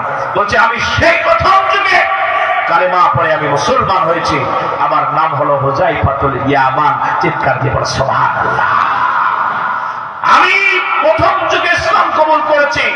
বাচ্চা ডাক দিয়ে বলে, আমি বুঝতে পেরেছি তোমার ঈমান সাধারণ ঈমান নয়, অত্যন্ত পাকা পোক্ত ঈমান, কিন্তু তোমার একটু পরীক্ষা করতে চাই, কারণ এই পৃথিবীতে লবণ আর চিনি দেখতে একই রকম, কি ঠিক কিনা বলে? শুধুমাত্র যে ওবাই দিলে তারপরে বোঝা যায় কোন মালটা আসল আর কোন মালটা নকল। দাড়ি আছে, টুপি আছে, জুব্বা আছে, হাব্বা আছে, খাব্বা আছে, কিন্তু এই মালগুলো বিগত দিনে ওই লেডি ফ্রাউনের দলে থেকে নাম দিয়েছে ওলামা লীগ। কি নাম দিয়েছে? ওলামা লীগ। মালগুলো কোথায় একটু খুঁজে রেখে দিয়ে দেবেন। আমি মাঝে মাঝে আলোচনাটা এইভাবেই করি, যেহেতু আপনার সুন্দরবন লাগোয়া মানুষ, আপনাদের বুঝতে কষ্ট হবে না। সুন্দরবনের পাশে যারা বসবাস করে এরাও কিন্তু রয়্যাল বেঙ্গল টাইগারের মতো এরকম শক্তিশালী, ঠিক না? ওরা কিন্তু ভয় পায় না, ওরা মনে করে কুকুর আসতেছে, এরকম একটা কিছু শিয়াল আসতেছে, এরকম মনে করে। তারা হাতের ভিতরে দাও নিয়ে টাইগারকে হত্যা করে, এত তাদের কলিজা আল্লাহ বড় করে দিয়েছে। আর আপনি আমি দেখলেই তো বেহুশ হয়ে যাবো, কি ঠিক না ভাই? বলছি, আমার একসাথে জেলখানায় ছিলাম সাতক্ষীরাতে, যেহেতু 8 বার খেয়েছি, তো অসংখ্য আল্লাহর বন্ধু আমারে মিঠাই দিয়েছে। বন্ধুর কোনো অভাব নাই। 8 বারে তো আর কম লোকের সাথে উঠা বসা করি নাই, একবার 3 মাস 4 মাস এইভাবে থাকতে হয়েছে। তো একবারে এইভাবে থাকতে থাকতে তো অনেকদিন পর্যন্ত থাকলে অসংখ্য মানুষের সাথে বন্ধুত্ব হয়ে যায়। গাজী নজরুল ভাই আমাদের বীর মুক্তিযোদ্ধা, ফ্রিডম ফাইটার, শ্যামনগরের সাবেক এমপি, ওনার এলাকার একজন লোক বলছে, আমরা একসাথে নৌকার ভিতরে যাচ্ছি, সে সুন্দরবনের পাশে বাড়ি। বলছে, এমপি সাহেবকে আমরা ডাক দিয়ে বললাম, স্যার বাদ বলে আমরা বেহুশ। আর এমপি সাহেব বলছে, কোন দিকে? বলছে, কেডা আর দেখায় কোন দিকে? দেখলাম উনি সেই বাঘের মোকাবেলা করার জন্য ওখানে নৌকার ভিতরে থেকে ওখান থেকে হা হা করছে, ওখান থেকে ধাই দূর করতেছে, বাঘ চলে গেল। এরপরে আমাদের হুশ ফেরালো, তারপরে আমরা উঠলাম। তার মানে বোঝা গেল যে ওই এলাকার আমাদের যারা এমপি, তারাও রয়্যাল বেঙ্গল টাইগারের চাইতে কোন অংশে কম নয়, ঠিক না? এই এলাকার মানুষ ভেড়া পোষে বেশি। ভেড়া দেখেছেন, সুন্দরবন এলাকার মানুষ ভেড়া বসে বেশি, কারণ ওর পিছনে খরচ করা লাগে না বেশি। একজনের 40টা ভেড়া নিয়ে সুন্দরবনের পাশে খাওয়াচ্ছে, হাতের ভিতরে একটা দা, গাছ কাটা দাও নিয়ে আসে, বাঘ আসলেই হয়। এখন বাঘ চিন্তা করতেছে, ভেড়া ধরতে পারলেই তো ভালো লাগতো, কিন্তু মালিকের হাতে দা আছে, এ তো যাওয়া যাবে না। তবে কৌশল করি, কোন রকম যদি একটা ভেড়া হাঁটতে হাঁটতে জঙ্গলের কাছে আসে, তাহলে তো মোটামুটি লাইন করা যায়। একটা কোন রকম দলছুট হয়ে চলে গেছে, আর সেটার গলার কাছে ধরে ভিতরে নিয়ে কায়দা মতো খেয়ে চামড়া সব ছুড়ে ফেলেছে। খাওয়ার পরে ওর খুব মজা লেগেছে, কারণ ফাও খাওয়ার একটা মজা আলাদা, কিন্তু ঠিক না। বিগত দিনে 17 বছর ফাও খেয়েছে, আর এই খাওয়ার পরে এখন তো খাইতে পারতেছে না। গতকাল আপনারা দেখেছেন হয়তোবা, যাদেরকে গ্রেফতার করেছে ওই লেডি ফেরাউনের সময় যারা সেনাবাহিনীতে চাকরি করত তাদেরকে বের করে দেওয়া হয়েছে। এখন তারা খাবে কি করে? আগে তো ভালো ভালো খাইছে, স্ত্রীদের সন্তানদের খাওয়াইছে, এখন তো মালেরা শুকাই যাচ্ছে টমেটো আবার মতো।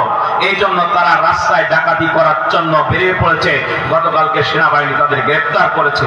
প্রতিটা এলাকায় এখন আমাদের নজরদারি করতে হবে, আমাদের ভাইদেরকে বলবো, তা না হলে এরা কিন্তু আবার বিভিন্ন মূর্তিতে তারা বের হয়ে আসবে। এখন তারা ডাকাত রূপে বের হয়ে গিয়েছে, ঠিক না? আমার মুসলমান ভাইরা দাও নিয়ে বসে আছে, আর সে একটা ভেড়া খেয়ে ফেলল। মুখের ভিতরে রস এসে গেছে, ভাও খাওয়া জিনিস, এর একটা আনন্দ আলাদা, মজা আলাদা। ইতিমধ্যে শিয়ালের সাথে দেখা, শিয়ালকে ডাক দিয়ে বলছে, মামা একটা ভেড়া ধরে খেয়েছি, অনেকগুলো ভেড়া আছে, এর ভিতরে থেকে আমি আরো নির্বিঘ্নে খাইতে পারি এমন একটা বুদ্ধি আমারে দিয়ে দাও। বলছে, আপনার বুদ্ধি দিতে গেলে যদি আবার আপনি আমারে ধরে ফেলান। বলে, না না, ধরবো না, যেহেতু তুমি আমারে বুদ্ধি দাও, তুমি তো আমার ভারতের বন্ধু, অতএব আমি তোমারে ধরে খেতে পারি না, কখনো খাইতে পারি না। আল্লাহ রাব্বুল আলামিনের বান্দা আমাদেরকে এমন ভাবে কষ্ট দিয়েছে, এরা যে ওদের কাছ থেকে বুদ্ধি আনে আর আমাদের কষ্ট দেয়, ঠিক কিনা? আমরা তোদের ভাই, আমাদেরকে তোরা কষ্ট দিবি কেন, ঠিক কিনা? তারা হলো নবসত্য, তারা আগা কাটে না, তারা গোবর খায়, তারা গু খায়, তারা বুধ খায়, তারা হারাম খায়। তোরা তো আমাদেরই ভাই, তোরা আমাদের কষ্ট দিস কেন? আমার মুসলমান ভাইরা, শিয়াল ডাকতে বলছে, যে ভেড়া খাইছেন তার চামড়া আছে? বলে আছে। চামড়াটা কোথায়? বলে এই জায়গা। চামড়া বাঘের গায়ের উপর দিয়ে দিছে। বলে, এবার পানির কাছে চলো। পানির কাছে নিয়ে যাওয়ার পরে দেখো তো এবার তোমার বাঘের মতো লাগে না ভেড়ার মতো? না, আমার তো ভেড়ার মতো লাগে, আমার তো বাঘের মতো লাগে না। তাহলে এখন তোমার কাজ, একটু পরেই মাগরিবের আযান দিবে, ভেড়ার মালিক সব ভেড়া বাড়িতে নিয়ে যাবে, তুমি আস্তে করে ভেড়ার পানের ভিতরে ঢুকে পড়ো। যেহেতু তোমার গায়ে তো ভেড়ার চামড়া, তোমার বাঘ বলে কেউ বুঝতে পারবে না। যাও, গোলের ভিতরে যে সারা রাত ধরে খাবা, কেউ তোমার নিষেধ করবে না। আমার মুসলমান ভাইরা, মাগরিবের আযান দিল মসজিদের মিনার থেকে, আল্লাহু আকবার, আল্লাহু আকবার, আল্লাহু আকবার, আল্লাহু আকবার।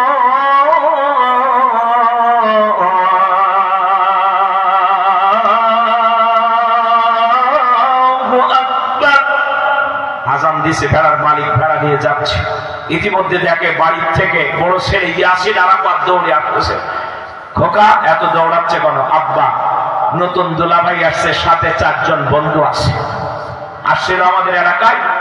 এখন সন্ধ্যা হয়ে গেছে, চিন্তা করলো আর বাড়ি যাব না। সাথে 4 জন বন্ধু, মেয়ে বিয়ে হয়েছে মাত্র 1 মাস। এখন নতুন জামাত যদি কায়দা করে না খেতে দেয়, সাথে বন্ধু আছে, বিয়ের তো পিঠের চামড়া থাকবে না, ঠিক না? গোয়ালের ভিতরে সমস্ত ভেড়াগুলোকে ঢোকাই দিয়ে বলছে, আগে নামাজ পড়ি, তারপরে হবে। চল, সবাই ডেকে নে, নামাজ পড়তে চল মসজিদে। সবাই নিয়ে নামাজ পড়তে গেল। নামাজ পড়া শেষ, বড় ছেলেকে ডাক দিয়ে বলছে, যা, গোয়ালের ভিতরে সবচেয়ে বড় ভেড়া যেটা, ওইটার টেনে বের কর, আমি ইমাম সাহেবরে নিয়ে আসতেছি, ওর এখন জব করব। আর এই সবগুলো ঢুকেছে, বাঘ যে সব লাথি মেরে মেরে ভিতরে ঢোকায়, একদম মুখের কাছে বসেছ যে আমি একেবারে গেটের কাছে থাকবো, বড় জায়গা নেই, তোরা ভিতরে ঢোক। সব ভিতরে ঢুকে গেল। ইমাম সাহেব টানছে, ইলেকট্রিসিটি নাই তখন।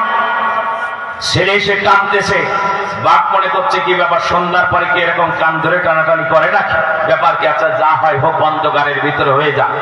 তাই নিয়ে যখন বাইরে আনছে, ইমাম সাহেব হাজির। বাপ বেটা যখন ঠ্যাং ধরে বিসমিল্লাহ আল্লাহু আকবার বলে গাছে ঝোলাই দিয়েছে, জবাই করার পরে চামড়া এমনি চলে আসতেছে। ছেলে ডাকতে বলছে, আম্মা তাড়াতাড়ি টেমি নিয়ে এসো। আমাদের এলাকায় টেমি বলতো না, আগে টেমি নিয়ে এসো। কেন? বলছে সোলার আগে চামড়া আসতেছে কেন, ব্যাপার কি? যে দেখে এ তো আসল ভেড়া না, এ তো ডিজিটাল ভেড়া, ঠিক না? আমি বলেছি, যারা ভেড়ার চামড়া গায়ে দিয়ে আল্লামা সাঈদীর ফাঁসির জন্য টুপি দাড়ি আর পাঞ্জাবি পরে যারা রাজপথে মিছিল করেছিলে, তোমাদেরকে আমরা বলি নাই, শুনে রেখে দিয়ে যাও, সময় আসতেছে ফেরার মতো ঝুলিয়ে দেব, গায়ের থেকে চামড়া অটোমেটিক সরে আসবে, তোমাদের আসল পরিচয় জনগণের কাছে আমরা দেখিয়ে দিতে চাই, কারা ইমানদার কারা বেঈমান, কারা আসল ইমানদার কারা আসল বেঈমান। ঠিক না? আমার মুসলমান ভাইরা, বিশ্বনবীর সাহাবীকে বসানো হলো, ডাকতে বলছেন তোমাকে পরীক্ষা করতে চাই, যেহেতু তুমি পাকা ইমানদার, তোমাকে পরীক্ষা করা হবে। পরীক্ষা হলো, এই পৃথিবীতে ভগবান ঈশ্বর আমাকে একটা সুন্দরী মেয়ে দান করেছে, ওই মেয়েটার সঙ্গে তোমার বিবাহ দিতে চাই। তুমি তো জানো গোটা পৃথিবীর সুপার পার হলো রোম, এই রোমের প্রত্যেকটা রাজ্যের তোমাকে রাজা বানিয়ে দিতে চাই, চেয়ারে বসাইতে চাই। শুধুমাত্র আমার একটা কথা তোমারে মানতে হবে। কি কথা? সেটা হলো তোমার ইসলাম ধর্ম ছেড়ে দিয়ে খ্রিস্টান ধর্মের অনুসারী হতে হবে। আল্লাহ রাব্বুল আলামিনের বান্দা ডাক দিয়ে বলেন, শুধু রোম নয়, শুনে রেখে দিয়ে যান, গোটা পৃথিবী যদি আমার ডান হাতে দেয়, আল্লাহ তো নিজে কথা বলেছিল, সাতটা আমার ডান হাতে আর সূর্যটা আমার বাম হাতে, এমন করে যদি তুমি দিয়ে দাও, এরপরে এক সেকেন্ডের জন্য ঈমান হারা হতে পারি না। ঈমান নিয়ে বাঁচতে চাই, ঈমান নিয়ে মরতে চাই, পৃথিবীর জমিন থেকে ঈমান হারা হব না, ঈমান হারা হব না। কারণ ঈমান একবার যেটা ভিতরে আমি এনেছি, আনয়ন করেছি, ওই ঈমান হারা হয়ে বেঈমান হয়ে দুনিয়ার জমিন থেকে মরতে পারি না। তুমি আমার কথা মানবে না, বলছি এক সেকেন্ডের জন্য মানবো না। হে সেনাবাহিনীর প্রধান কোথায়? আসো, একে যাও, জেলখানার ভিতরে আলাদা একটা রুমের ভিতরে রাখো। আলাদা রুমের নাম হলো সেল, সেলের ভিতরে জেল, তার নাম হলো সেল। সেলের ভিতরে রেখে দাও, সেলের ভিতরে রাখো, আর একজনকে তার সামনে রেখে দাও। একটা ফোঁটা পানি দিবা না, খাবার দিবা না, যতক্ষণ পর্যন্ত ওর দেহ এভাবে নুয়ে না আসবে, খাবার না চাইবে, আমাদের কথা না শুনবে, ততক্ষণ পর্যন্ত খাবার দিবা না। আমার ভাইরা, মীর কাসেম আলী ভাই সন্তান যখন বক্তব্য দিচ্ছিল আগের দিন, চোখের পানি আল্লাহর কসম ধরে রাখতে পারি না, বলছে ধরে নিয়ে যাচ্ছে যখন, আমার পায়ে, আমি খালি গায়ে, পায়ের ভিতরে জুতো নাই, আমার ছোট্ট বাচ্চা মেয়েটা ডাক দিয়ে বলছে, আব্বু আপনার পায়ে জুতা নাই, জুতাটা পায়ে দিয়ে তারপরে আপনি যান। ওই শালার হারাম করেরা জুতাটাও পর্যন্ত আমাকে পায়ে দিতে দেয় না। ওই অবস্থায় নিয়ে তার আয়না ঘরের ভিতরে 8 বছর রেখেছে। বলছে যখন আমি বলেছি একটা চাই নামাজ দাও, একটা কোরআন শরীফ দাও, তারপরেও চাই নামাজ দেয় না, কোরআন শরীফ দেয় না। দেওয়ালের গায়ে যদি একটু পিঠ লাগাই হেলান দেয়, সাথে সাথে এসে লাথি মারে, এক লাথিতে ওই দেওয়ালের গায়ে তারা হেলান দিতে দেয় না। এত অত্যাচার আর নির্যাতন করার পরে যারা এখনো পর্যন্ত বলে ওরাই ভালো ছিল, বুঝতে হবে এদের মতো রক্তের বিরাট খারাপ লোক এই পৃথিবীর জমিনে আর কেউ হতে পারে না। ঠিক না? আমার মুসলমান ভাইরা, ডাক দিয়ে বলেন, যাও, একে নিয়ে যাও, ওই ঘরের ভিতরে রেখে দিয়ে যাও। রাখার পর যতক্ষণ পর্যন্ত আমাদের কথা না মানবে, ততক্ষণ পর্যন্ত ওরে খাবার দিবা না। খাবার চাইলে আমার কাছে আসবা, আমি যেটা করব সেটাই ভাবে। দৌড়ে চলে গেল। 1 দিন, 2 দিন, 5 দিন, 7 দিন পার হওয়ার পরে আল্লাহর নবীর সাহাবী শরীরের ভিতরে আর শক্তি নাই, আস্তে করে শরীরটা নিয়ে পড়েছে, আর দাঁড়াইতে পারে না, বসতে পারে না। প্রেসিডেন্টের কাছে খবর দেওয়া হলো, মাননীয় প্রেসিডেন্ট, আপনার শরীরের ভিতরে শক্তি নাই, আর দাঁড়াইতে পারে না। সাথে সাথে খাবারের বন্দোবস্ত করা হলো, পানির ভিতরে মদ মিশিয়ে দেওয়া হলো, শুকরের গোশত তাদের জন্য শুকরের মাংস পাঠাই দেওয়া হলো।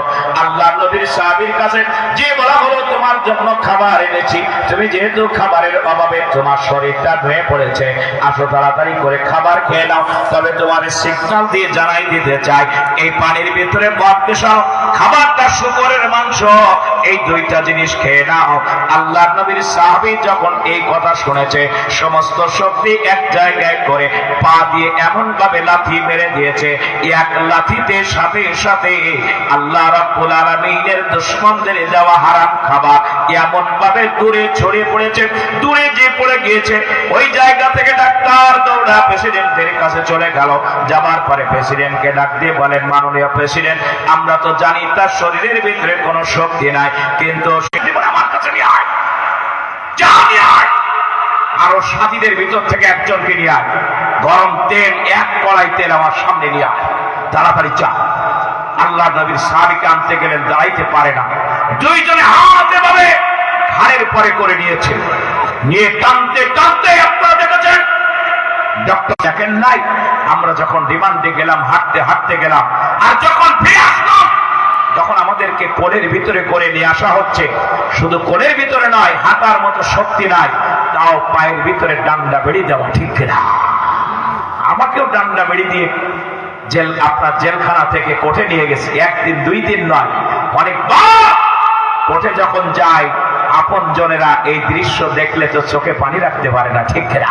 কিন্তু আমরা একটা বার চোখে পানি আনি নাই। আমি বলছি যদি ডক্টর শফিকুল ইসলাম মাসুদ দেলোয়ার ভাই, তাদের এটা অসম্ভব কিছু হতে পারে না, ঠিক কিনা? আমার মুসলমান ভাইরা, শফিকুল ইসলাম মাসুদ ভাইকে জিজ্ঞাসা করা হয়েছিল, এরপর আপনার কাছে জানতে চাই সবচেয়ে কষ্টদায়ক রিমান্ড কোনটা ছিল? সেদিন কি বলেছিলেন? চোখের পানি ছেড়ে দিয়ে কেঁদেছিলেন আর বলেছিলেন পিছন দিকে হাত বাঁধা, চোখটা কাপড় দিয়ে বাঁধা, কাপড় দিয়ে বাঁধা। আমাদেরকে নিয়ে যাওয়া হলো, নাকের ভিতরে পায়খানার গন্ধ, দুর্গন্ধ আসতেছে। আমরা চিন্তা করলাম কোথায় নিয়ে গেছে জানি না। চোখটা যখন খুলে দিয়ে দিল, চোখ খোলার পরে দেখতে পেলাম সাধারণ কোন জায়গা নয়, এই জায়গাটা একটা বাথরুম।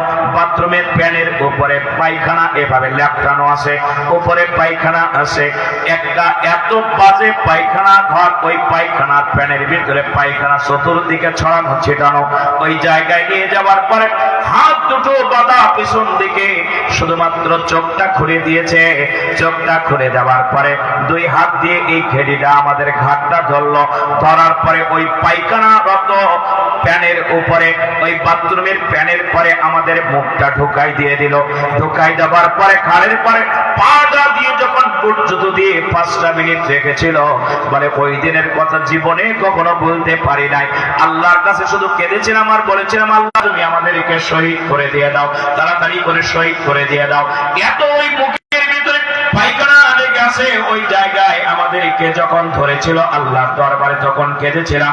আমার মুসলমান ভাইরা, এত কষ্ট পরিশ্রম করার পরে 5ই আগস্ট আমার আল্লাহ রাব্বুল আলামিন জাতির জন্য বিজয় দান করেছে, ঠিক কিনা? এমনি বিজয় আসে না। তারা সেদিনকে বলেছিল এরা সাধারণ ছাত্র নয়, এরা ছাত্র শিবির, ঠিক কিনা? এরা সাধারণ ছাত্র নয়, তারা জানে এই আন্দোলন বাংলাদেশে শুধুমাত্র একটা ছাত্ররাই করতে পারে। এরা হলো ইসলামী ছাত্র শিবির, যারা জীবনের ভয় করে না। আল্লাহ রাব্বুল আলামিনের জন্য তারা জীবন সব শেষ করে দিতে পারে, এরপরে তারা পিছু পা হতে পারে না, ঠিক কিনা? আমার মুসলমান ভাইরা, আল্লাহ রাব্বুল আলামিনের বান্দাকে টেনে হিঁচড়ে নিয়ে আসা হচ্ছে। দুইজন ঘাড়ের পরে হাত দিয়ে তারপরে টানতে টানতে নিয়ে আসতেছে। টেনে হিঁচড়ে যখন নিয়ে আসলো প্রেসিডেন্টের কাছে, যখন প্রেসিডেন্টের কাছে নিয়ে আসা হয়েছে, এক কড়াই গরম তেল, তেলের পাশে এনে রাসূলের আরেকজন সাহাবীকে আনা হলো। আনার পরে এই সাহাবীর সামনে তাকে ওই গরম তেলের ভিতরে যখন দেওয়া হলো, মুহূর্তের ভিতরে আল্লাহর বান্দা ভাজা মাছের মতো হয়ে গেল। প্রেসিডেন্ট ডাক দিয়ে বলছেন, ও আল্লাহর নবীর সাহাবী, তাকিয়ে দেখো, গলা টানতেছে, কানে মোড়াচ্ছ আগে।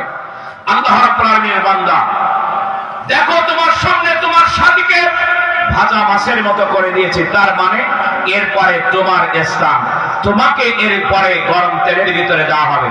আল্লাহ নবীর সাহাবী চোখের পানি ছেড়ে দিয়ে কাঁদতেছে। তখন প্রেসিডেন্ট বলছে, আমি বুঝতে পেরেছি গরম তেলের ভিতরে পড়ার ভয়তে কাঁদতেছে, তুমি আমার কথা এবার মেনে নিবা, আমি বুঝতে পেরেছি। আল্লাহ নবীর সাহাবী সমস্ত শক্তিকে একত্রিত করে বলেছিলেন, প্রেসিডেন্ট শুনে রেখে দিয়ে দাও, আল্লাহ নবীর ইমানদার সাহাবীরা কখনো গরম তেলকে ভয় পায় না, তাদের জীবনকে দেওয়ার জন্য তারা ভয় পায় না। কারণ আল্লাহ রাব্বুল আলামিনের বান্দারা আল্লাহ নবীর কাছে যখন শপথ গ্রহণ করেছে, তখন এই কথাটা তারা মনের ভিতরে এরাদা করেছে, ইন্নাল্লাহা আশতারা মিনাল মুমিনিনা আনফুসাহুম ওয়া আমওয়ালাহুম বিআন্না লাহুমুল জান্নাহ ইয়াকাতিলুনা ফি সাবিলিল্লাহি ফায়াকতুলুনা ওয়া ইউকতালুন। আল্লাহ রাব্বুল আলামিন জানতে মানে এই জমিনের ভিতরে যারা আল্লাহর কাছে তাদের জান আর মালকে বিক্রি করে দিয়েছে, এই জীবনকে তারা আল্লাহর রাহে কুরবানি করতে এক চুল পরিমাণ তারা দ্বিধাবোধ করে না। আপনারা শুনেছেন, তারপরে একটুখানি না বললে কলিজার ভিতরে যেন খসখস করছে। মুফতি আমির হামজা যখন জেল থেকে বের হলো, মোবাইলে তখন ভিডিও কলে কথা বললাম। আমি হামজা ভাই বললেন, ভাই কথা বলতে পারছি না, বাসায় এসে কথা বলবো। তার প্রায় 1 থেকে 1.5 মাস পরে মাহফিল ছিল সিরাজগঞ্জ, আগামীকালকেও সিরাজগঞ্জ যখন যাচ্ছি ড্রাইভারকে বললাম যে হামজা ভাইয়ের বাড়ির ভিতরে গাড়িটা ঢোকাও। গাড়িটা যখন ঢোকাল হামজা ভাই আসলো, বলছে ফারুকি ভাই বেশি সময় দিতে পারবো না, একটু সময়, শুধুমাত্র অল্প সময়ের ভিতরে কথা শেষ করতে হবে। বলছে জেলখানার ভিতরে থাকা অবস্থায় জল্লাদ এসে চোখের সামনে চোখের পানি ছেড়ে দিয়ে ভেউ ভেউ করে কাঁদছে। আমি ডাক দিয়ে বললাম, কাঁদো কেন? বলছে এমন অপরাধ করেছি, আল্লাহ রাব্বুল আলামিন হয়তো আমারে মাফ করবে না। কি অপরাধ? বলে এই হাত দিয়ে সোনার মানুষকে আমি ফাঁসির কাস্টে ঝুলিয়েছি। কে সেই ব্যক্তি? বলছে তিনি হলেন মীর কাসেম আলী ভাই। কি হয়েছে? বলছে মীর কাসেম আলী ভাই যেদিনকে ফাঁসি হবে ওই দিনকে রাত 9টার সময় আমরা তার ছেলের সামনে গেলাম, যে দেখি তিনি কোরআনুল কারীম তেলাওয়াত করছে। আমরা তার সালাম দিলাম।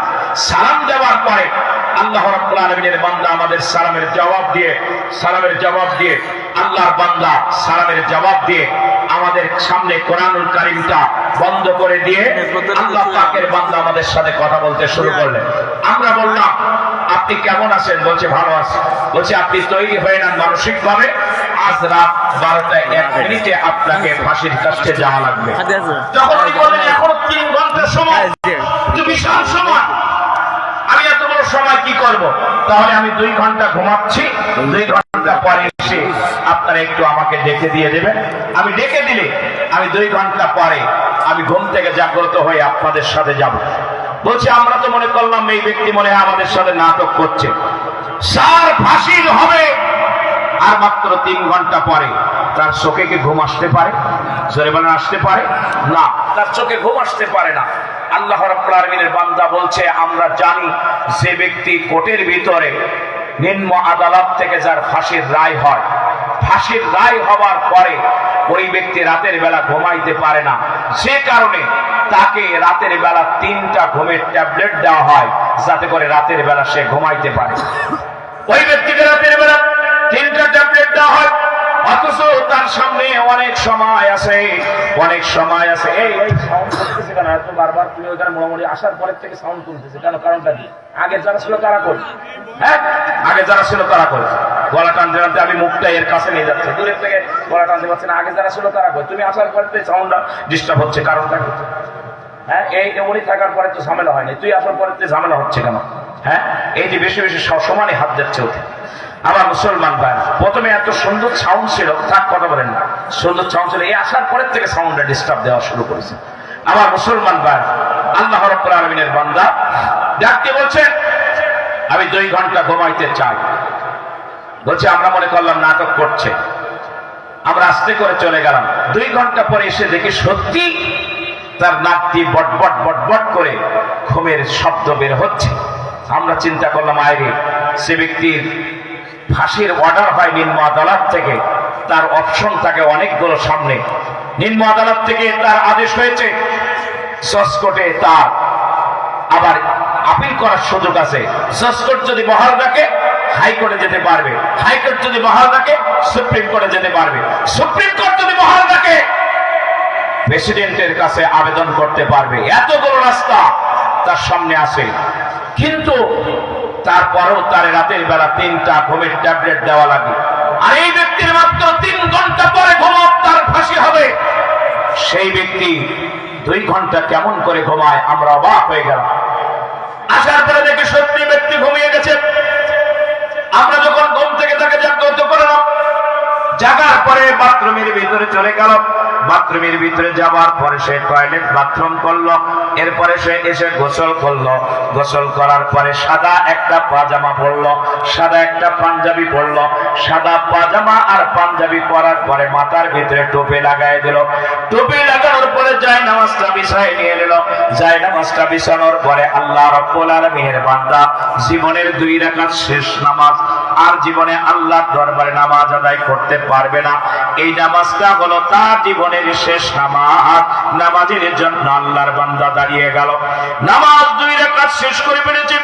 6 রাকাত শেষ করার পরে এই নামাজটা যেন আল্লাহর কোরআন অনুযায়ী নামাজ ছিল। কুল ইন্না সালাতি ওয়া নুসুকি ওয়া মাহইয়ায়া ওয়া মামাতি লিল্লাহি রাব্বিল আলামিন। আল্লাহ রাব্বুল আলামিন ডাক দিয়ে বলেন, যে ব্যক্তির নামাজ হবে আল্লাহর জন্য, পৃথিবীতে ওই ব্যক্তির নামাজ কখনো আবল তাবল হতে পারে না। যে ব্যক্তি আল্লাহর সন্তুষ্টির জন্য নামাজে দাঁড়িয়ে যায়, আমার আল্লাহ রাব্বুল আলামিন তার নামাজকে এমন ফলপ্রসূ বানাই দিয়ে দেয়, মৃত্যুর ভয় ভীতি তার শরীরের ভিতরে আমার আল্লাহ রাখে না। কি ঠিক কিনা বলে? যার নামাজ হবে আল্লাহর, নামাজি কখনো জুতাচোর হয় না, আর জুতাচোর কখনো নামাজি হতে পারে না। ঠিক না? নামাজ আদায় করে, সিজদা আদায় করে আল্লাহর বান্দা আল্লাহর কাছে কাঁদতেছে, রব্বুল আলামিন আমি মৃত্যুর জন্য কাঁদছি না, আমার পরে যে অর্পিত দায়িত্ব ছিল সেই দায়িত্ব আমি সঠিকভাবে পালন করতে পেরেছি কিনা সেটার জন্য আমি কাঁদছি। রব্বুল আলামিন যদি ভুল ভ্রান্তি হয়ে যায়, আল্লাহ জীবনের মতো তুমি আমারে মাফ করে দিও, বলো না আমিন। এইভাবে কাঁদতে কাঁদতে আল্লাহ রাব্বুল আলামিনের বান্দা, এই আপনি পান খাইতে গেছেন, এবার তো বললে আপনারা পান এনে দিত, আপনি কেন এখান থেকে এনে বসালেন? আমার সেই কথার জবাব দেন। এই আসার পরে মাইকটা সর্বনাশ করে দিয়েছে, আমার একদম শেষ করে দিয়েছে। আপনি থাকা অবস্থায় তো মাইকের সাউন্ড সুন্দর ছিল, যে পারে না তারে বসান কি জন্য? সম্মানিত ভাই বসেন। আল্লাহ রাব্বুল আলামিনের বান্দা ডাক দিয়ে বলছেন, সিজদায় পড়ে একবার মিসগাইড হয়ে গেলে আলোচনা আবার কন্ট্রোলে আনতে খুব সমস্যা। আল্লাহ পাকের বান্দা ডাক দিয়ে বলছেন, রব্বুল আলামিন জীবনে ভুল করেছি, যদি দায়িত্ব পালন করতে যে ভুল করে থাকি আল্লাহ তুমি আমারে মাফ করে দিয়ে দিও। কাঁদতে কাঁদতে শেষ করে ওখান থেকে উঠে দাড়ি আশ্রাচ্ছে, চুল আশ্রাচ্ছে, মনে হচ্ছে যেন শ্বশুর বাড়ি যাবে, 2 কেজি মিষ্টির দরকার এখন। তার ভিতরে কোনো ভেজের ভিতরে কোন রকম টেনশনের ছাপ নয়। আস্তে করে যখন আমরা তারে নিয়ে যাচ্ছি, তখন আমরা তার হাত বাঁধার জন্য, হ্যান্ডকাপ দেওয়ার জন্য বললাম, ও কি তখন মুস্কে হাসি বলছেন, আমি যাচ্ছি আমার আল্লাহর সাথে মোলাকাত করতে, আমি কি আপনাদেরকে বিপদে ফেলাতে চাই? আপনারা আমাকে হ্যান্ডকাপ দিবেন কেন? হ্যান্ডকাপ দেওয়া লাগবে না, বলেন আমাকে কোথায় যেতে হবে, আমি আপনাদের আগে আগে যাচ্ছি। আমার মুসলমান ভাইরা সবচেয়ে যে কথাটা বলেছিল, চোখের পানি ধরে রাখা যাবে না। আল্লাহ রাব্বুল আলামিনের বান্দা ডাক দিয়ে বলেন, যখন তাকে ফাঁসির কাস্টে নিয়ে যাওয়া হলো, ওই সময় উনি আমাদের কাছে একটা আবেদন করেছিলেন। আবেদনটা করে বলেছিলেন, ফাঁসির রশিটা শুধু আমার হাতে একটুখানির জন্য দাও। আমরা বললাম কেন? বলে এই ফাঁসির জন্য, দড়ির জন্য সারাটা জীবন অপেক্ষা করেছি, ওয়েট করেছি। এটা আমার মৃত্যুর রশি নয়, এটা হলো আমার মালিকের সঙ্গে দিদারের রাস্তা। এটা হলো আমার মালিকের সঙ্গে দিদারের রাস্তা। ফাঁসির রশিদের জমা দিয়ে আসমানের দিকে তাকায় আল্লাহর বান্দা ডাক দিয়ে বলেছিলেন, রব্বুল আলামিন আমি ফাঁসির কাছে এসেছি, আল্লাহ তাআলা আমি একটা বারের জন্য আমি মৃত্যুর ভয় করতেছি না, যেহেতু তোমার কাছে এই আন্দোলন বাস্তবায়ন করার জন্য আমি শপথ গ্রহণ করেছি। আয় আল্লাহ তাআলা এই জন্য আমি একটা বারের জন্য ভয় পাচ্ছি না। রব্বুল আলামিন এ দড়ি আমার মৃত্যুর দড়ি নয়, এ দড়ি হলো আমার মালিকের সঙ্গে মোলাকাত করা আর একটা রাস্তা। আমার মুসলমান ভাইরা এই কথা যখন বলছিলেন, চোখের পানি আমরা কেউ ধরে রাখতে পারি না। চিন্তা করলাম, রব্বুল আলামিন এই ব্যক্তির কলিজার ভিতরে তুমি এত ভালোবাসা দিলে কারণ কি? কোরআনের কাছে চলে গেলাম। কোরআনুল কারীম আমার প্রশ্নের জবাব দিয়ে দিল, ইন্নাল্লাহা আশতারা মিনাল মুমিনিনা আনফুসাহুম ওয়া আমওয়ালাহুম বিআন্না লাহুমুল জান্নাহ ইকাতিলুনা ফি সাবিলিল্লাহি ফায়াকতুলুনা ইউকতালুন। আল্লাহ রাব্বুল আলামিন দেখতে বলেন, যারা আল্লাহ রাব্বুল আলামিনের কাছে তাদের জান আর মাল কুরবান করে দিয়েছে, বিক্রি করে দিয়েছে, এই পৃথিবীতে তারা একজন পরিমাণ আল্লাহর জমিনে আল্লাহ রাব্বুল আলামিনের বান্দারা মৃত্যুকে পরোয়া করে না। হাসতে হাসতে তারা আল্লাহ রাব্বুল আলামিনের জান্নাতের দিকে পা বাড়ায়। মাতা আমাদের ভয় দেখায় লাভ নাই। আগামী দিন বাংলাদেশে আসলে তাওহীদের জনতা, তারপরে তাওহীদের জনতা রাস্তায় ঝাঁপিয়ে পড়ে পেটের চামড়া তুলে হাড় আর মাংস আলাদা বাংলাদেশে আসতে চাচ্ছ? আসো, আহ্বানি। আমরা তোমার জন্য আয়না ঘর রেডি করে সেখানে চিরুনিও রেখে দিয়েছি, ঠিক না? তোমার চুল আশ্রয় লাগবে না। ৭৬ বছর বয়সে তোমাকে মনে হয় এখনো ২৬ বছরের যুবতী মেয়ে। এদেশের টাকা সব তুমি মেকআপ করে আর শাড়ি পরে সর্বনাশ করে দিয়েছো, আর বাবার মূর্তি বানায়া, ঠিক না? অতএব জনগণ তোমার কাছ থেকে সব পাই টু পাই হিসাব নিতে চায়। আবার মুসলমান ভাইরা, বিশ্বনবীর সাহাবী হুযায়ফাতুল ইয়ামান রাদিয়াল্লাহু তাআলা আনহুকে ডাকতে বলছেন, আমি বুঝতে পেরেছি তুমি আমার সামনে, তোমার সামনে তোমার এক সাথীকে এই গরম তেলের ভিতরে ছেড়ে দেওয়ার কারণে তুমি ভয় পেয়ে কাঁদতেছো, আমার কথা এবার মেনে নিয়ে নেবা। হুযায়ফাতুল ইয়ামান দীপ্ত কণ্ঠে বলেছিলেন, শুনে রেখে দিয়ে যান, ইমানদার যখন কালেমা পড়ে শপথ গ্রহণ করে জীবনে কখনো তারা বাতিলের কাছে মাথা নত করে না। আমি এই মৃত্যুর জন্য ভয় পেয়ে কাঁদতেছি না। বলে তাহলে তুমি কাঁদতেছো কেন? বলে আল্লাহর দরবারে শুধু আফসোস করে কাঁদতেছি, আয় আল্লাহ তাআলা, একটা জীবন দিয়ে কেন তুমি দুনিয়ায় আমাকে পাঠালা? এই তেলের ভিতরে এই বাচ্চা আমাকে ছেড়ে দিয়ে দেবে, আমি শহীদ হয়ে যাব, আবার তেলের থেকে উঠাবে, আবার আমি জীবিত হয়ে যাব, আবার বাচ্চাটা করে তেলের ভিতরে ছাড়বে, আবার আমি শহীদ হয়ে যাব, আবার উপরে উঠাবে, আবার আমি জীবিত হয়ে যাব। এইভাবে ১-২ বার নয়, ১০০ বার তোমার খুশির জন্য আমি শাহাদাত বরণ করতে চাই, তেলের ভিতরে যে আমি শহীদ হতে চাই। এই জন্য আল্লাহ পাক কেন আমাকে একটা জীবন দিল? এই জন্য আমি আল্লাহর দরবারে একটু ক্ষোভ করে আবেদন করে আমি চোখের পানি ছেড়ে দিয়ে কাঁদতেছিলাম, রব্বুল আলামিন তুমি একটা জীবন কেন আমাকে দিয়ে দিলে? আমার মুসলমান ভাইরা, আপনার সন্তানকে ইসলামী আন্দোলনের জন্য আজকে থেকে ইরাদা করেন তার নামটা লিখাই দিয়ে দেবেন। আমার আম্মাজান বাবুজানদেরকে বলি, আল্লাহ রাব্বুল আলামিনের বান্দারা বাড়িকে তারা আল্লাহর দ্বীনের আল্লাহর বান্দাদেরকে ভালো পথের পথিক বানানোর জন্য তারা চেষ্টা প্রচেষ্টা করে। এই জন্য আপনার সন্তানকে ইসলামী আন্দোলনের জন্য পাঠিয়ে দেবেন। আপনি এই কথা জীবনে বলবেন না, মেয়ে মিছিলে যাবে না, আন্দোলনের ভিতরে যাবে না, কারণ আপনার সন্তান যদি শাহাদাত বরণ করে কিয়ামতের ময়দানে ওই জান্নাতের সিঁড়িতে মা বাবার সঙ্গে শহীদ সন্তানের দেখা হয়ে যাবে। আল্লাহ রাব্বুল আলামিন মা বাবাকে দিয়া ওই শহীদ সন্তানকে আল্লাহর জান্নাতে পাঠায়া দেয়। কিন্তু অনেক মা বাবা আছে ডাক দিয়ে বলে, বাবা মিছিলে যাস না যেন, তাহলে গুলি লেগে তুই মরে যাবি। ও তো জীবনে মরবে না, ও তো ফেরাও, ও মরবে না, ও বাড়ির ভিতরে থাকলেও মরবে না। আপনার সন্তান শহীদ হয়ে গেলে এর সেইতে ভালো খবর আপনার জন্য আর হতে পারে না, ঠিক না?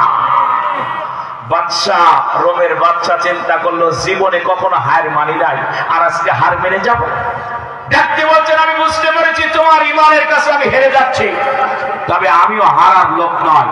শুধু তোমার কাছে একটা শেষ দাবি আমি করতে চাই, যদি তুমি আমার দাবি পূরণ করো তাহলে তোমাকে আমি এখান থেকে সসম্মানে আমি মুক্ত করে দিতে চাই। বলছে কি সেটা? বলছে শুধুমাত্র এই জনগণের সামনে আমার কপালে একটা চুমা দিবা, এই যদি দিতে পারো তাহলে তোমাকে আমি এখান থেকে সসম্মানে ছেড়ে দিতে পারি। বাচ্চাকে ডাক দিয়ে বললেন, শোনেন, যেহেতু আপনি আমার কাছে একটা অফার দিয়েছেন, তাই আমি আপনাকে একটা কথা জানিয়ে রাখতে চাই, যদি জেলখানার ভিতর সমস্ত ইমানদার সব সাহাবীদেরকে আগে পরে যারা গ্রেফতার হয়েছে সবাইকে ছেড়ে দেন এবং আপনার প্রটোকল দিয়ে প্রশাসন দিয়ে নির্বিঘ্নে আমাদেরকে মদিনা পর্যন্ত পৌঁছে দেওয়ার বন্দোবস্ত করেন, তাহলে আল্লাহর নবীর সাহাবী আপনার কপালে একটা চুমা দিয়ে দিতে পারে।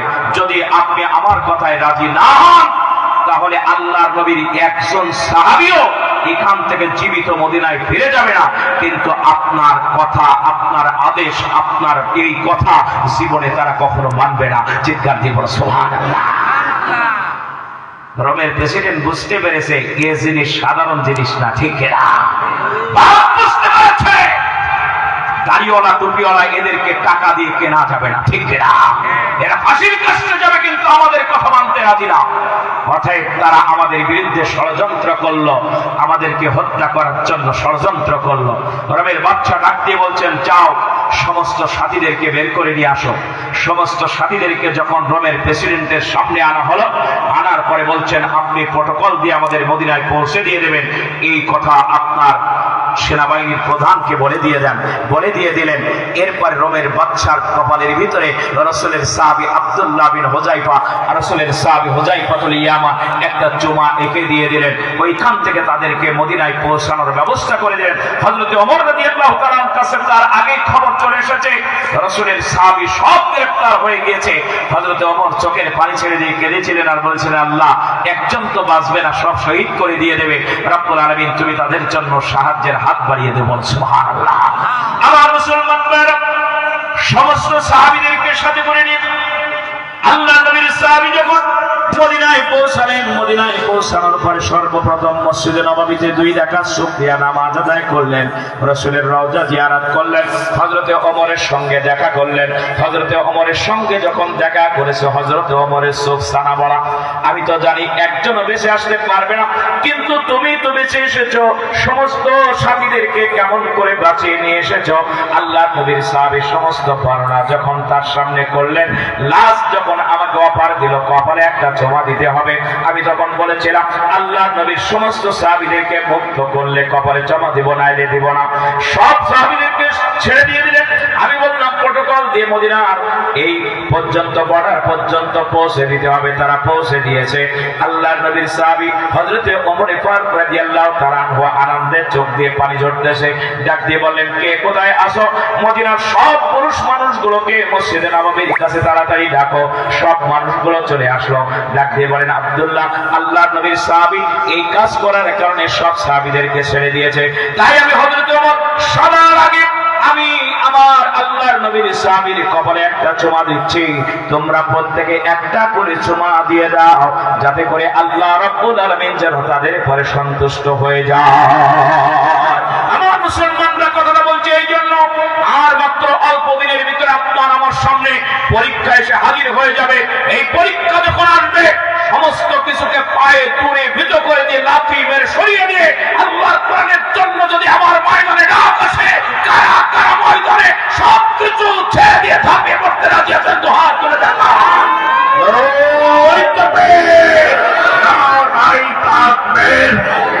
আল কোরআনের আল্লাহ, কোরআন আছে যেখানে, কোরআন ছাড়া অন্য কিছু আল্লাহুম্মা সাইয়্যিদিনা মাওলানা মুহাম্মদ মাওলানা মুহাম্মদ। আমার মুসলমান ভাইরা, সর্বশেষ কথা হলো, পরীক্ষা আপনার আমার জীবনে আসবে, ঠিক কিনা? সবচেয়ে বড় পরীক্ষা হলো কবরের পরীক্ষা, ঠিক কিনা বলেন? এই জন্য আমরা মৃত্যুবরণ করার আগেই যেন দল চেঞ্জ করি, মারা যাবার পরে আমরা দল পাল্টাই। ইমাম সাহেবকে ডাক দিয়ে বলে, এবার একটু পাল্টাই না, বিসমিল্লাহি ওয়া আলা মিল্লাতি রাসূলিল্লাহ, আল্লাহর নামে রসুলের দলে রেখে গেলাম। সে সময় আমার রসুল দল চেঞ্জ করলে আর গ্রহণ করবে না, ঠিক কিনা? এই জন্য দল চেঞ্জ করতে হবে জীবিত অবস্থায়। কোরআনের পক্ষে আমি আপনাকে কোনো দলে যাইতে বলবো না, তবে আল্লাহ পাক যে কথা বলেছে, আল্লাহর কাছে দল হলো 2টা। জোরে বলেন কয়টা? একটা হলো হিজবুল্লাহ আর একটা হলো হিজবুশ শয়তান, কি ঠিক কিনা বলেন? অতএব আপনারা সবাই আল্লাহর দলে কোরআনের পক্ষে থাকবেন, যাতে করে আল্লাহ পাক সমস্ত জায়গায় যেন আমাদেরকে সাহায্যের জন্য হাত বাড়িয়ে দিতে পারে। আল্লাহ সেই তৌফিক দান করেন, বলুন আমিন। আর জোরে বলুন আমিন। الفاتحة. اللهم آمين. ربنا ظلمنا أنفسنا وإن لم تغفر لنا وترحمنا لنكونن من الخاسرين. رب العالمين, তোমার কুদরতি নজর দিয়ে চেয়ে দেখো আল্লাহ তাআলা বাংলাদেশের ঐতিহ্যবাহী জেলা খুলনা জেলার ফুলবাড়ি আলিম মাদ্রাসা হাফিজিয়া মাদ্রাসা ময়দানে 84তম ঐতিহাসিক তাফসীরুল কোরআন মাহফিলের আয়োজন যারা করেছেন, শোনার জন্য জানাচ্ছেন, বলার জন্য জানাচ্ছেন, লাইটিং মাইকিং দিয়ে যারা সহযোগিতা করলো, কিয়ামতের কঠিন মুসিবতের কালে এই মাহফিলখানা আমাদের জন্য নাজাতের জরিয়া বানায় দিবা রব্বুল আলামিন। খাস করে আমাদের এই ভিতর থেকে আব্বা আম্মা যাদের কবরবাসী হয়ে গেছে, আল্লাহ তুমি আব্বা আম্মার কবরগুলো জান্নাত বানাই দিয়ে দিবা। আল্লাহ তাআলা মসজিদ মাদ্রাসা হাফিজিয়া মাদ্রাসা, আলিম মাদ্রাসা খানা কিয়ামত পর্যন্ত তুমি জারি করে রেখে দেবা। আল্লাহ এই প্রতিষ্ঠান শুরু থেকে আজ পর্যন্ত যারা এর সঙ্গে খেদমতে লেগে পড়েছিল আল্লাহ তুমি প্রত্যেককে কবুল মঞ্জুর করে নিয়ে নেবা। যারা ইন্তেকাল করেছে রব্বুল আলামিন তুমি তাদেরকে কবরগুলো জান্নাত বানিয়ে দিয়ে দিবা। আল্লাহ এই মাদ্রাসার ছাত্র ছাত্রীগুলোকে কবুল করে নিয়ে নেবা। আল্লাহ অভিভাবকদেরকে কবুল করে নেবা। যারা সার্বিকভাবে সহযোগিতা করে আল্লাহ তুমি প্রত্যেককে কবুল মঞ্জুর করে নেবা রব্বুল আলামিন। আজকের মাহফিলের সম্মানিত সভাপতি অতিথি মণ্ডলী আল্লাহ তুমি সকলকে কবুল করে নিয়ে নেবা। আল্লাহ তাআলা আমার নাজমুল হাসান ভাই রব্বুল আলামিন কোরআনের ময়দানে কণ্ঠ এবং মেধাকে তীক্ষ্ণ বানায়া কোরআনের একজন সঠিক দায়ী খাদেম হিসেবে তুমি কবুল করে নিয়ে নেবা রব্বুল আলামিন। আল্লাহ আমাদের আব্বা মা যাদের কবরবাসী হয়ে গেছে আব্বা মার কবরগুলো তুমি জান্নাত বানায় দিয়ে দিবা। আল্লাহ আব্বা মা যাদের বেঁচে আছে হায়াতে তাইয়্যিবা সিফাতে কুল্লিয়া দান করে দিয়ে দিবা রব্বুল আলামিন। আমাদের দাদা দাদি নানা নানি আত্মীয় স্বজন পাড়া প্রতিবেশী স্ত্রী পুত্র কন্যা মাতৃকুল পিতৃকুল শ্বশুরকুল শাশুড়িকুল যে যেখানে কবরবাসী হয়ে গেছে প্রত্যেকের কবরগুলো তুমি জান্নাত বানায় দিয়ে দিবা। আল্লাহ তাআলা এই এলাকার উপর থেকে আসমানি জিসমানি রুহানি সমস্ত প্রকার বালা মুসিবত দূর করে দিয়ে দেবা রব্বুল আলামিন। প্রত্যেকের ঘরে ঘরে হাফেজ হাফেজা আলেম আলেমা ডাক্তার ইঞ্জিনিয়ার জাতির রাহবার আল্লাহ তুমি দান করে দিয়ে দিবা। এই আল্লাহ তাআলা আমাদের মধ্যে যারা অসুস্থ আছে তুমি শিফায়ে কামেলা আজেলা দান করে দিবা। অনেক মানুষ অসুস্থ ফোন করে করে দোয়া চায় আল্লাহ তুমি প্রত্যেককে শিফায়ে কামেলা আজেলা দান করে দিয়ে দিবা।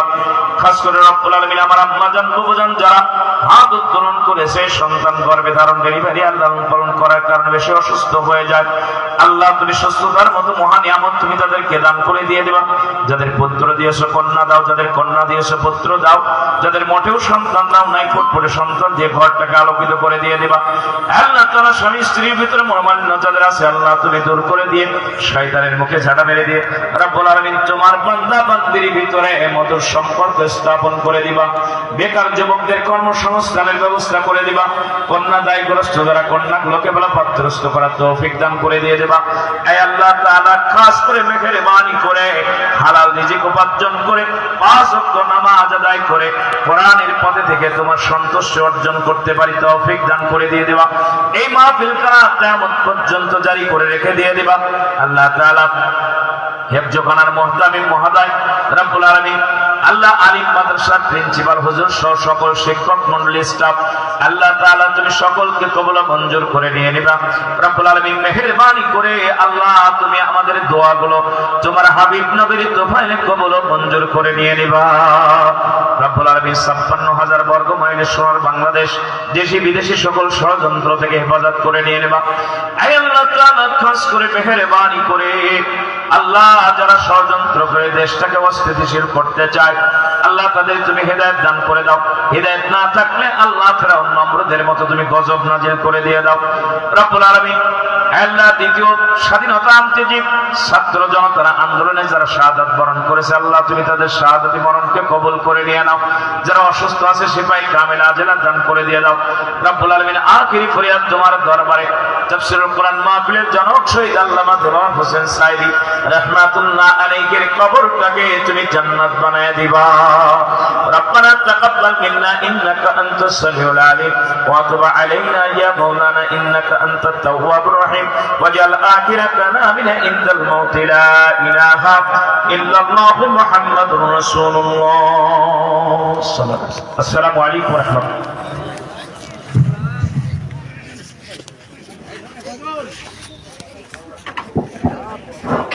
আলহামদুলিল্লাহ সময় উপস্থিতি মহতারাম প্রধান অতিথিকে আমাদের আজকের মাহফিলের পক্ষ থেকে অসংখ্য মোবারকবাদ জানাচ্ছি। সময় উপস্থিতি দুইটা দাওয়াত এসেছে আল কারিম নুরানি মাদ্রাসার উদ্যোগে কিসমত শোলাকড়া পটিয়াঘাটা খুলনা এর উদ্যোগে তৃতীয় বার্ষিক তাফসীরুল কোরআন মাহফিল 26শে ফেব্রুয়ারি বুধবার বাদ আসর এই মাহফিলের প্রধান অতিথি হিসেবে আলোচনা পেশ করবেন বিশিষ্ট ইসলামী চিন্তাবিদ সুমিষ্ট ভাষী উদ্দীমান তরুণ বক্তা হাফেজ কারি মৌলানা মনোয়ার হুসাইন সাতক্ষীরা। আপনারা সেখানে যাবেন। আরেকটি দাওয়াত এসেছে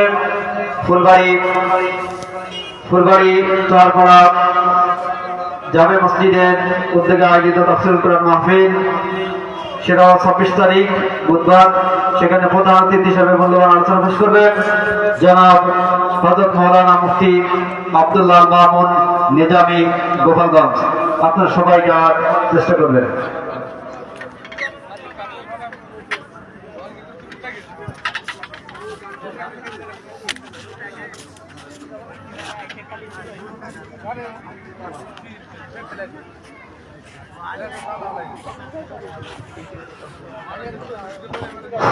আসসালামু আলাইকুম ওয়া রাহমাতুল্লাহি ওয়া বারাকাতুহু।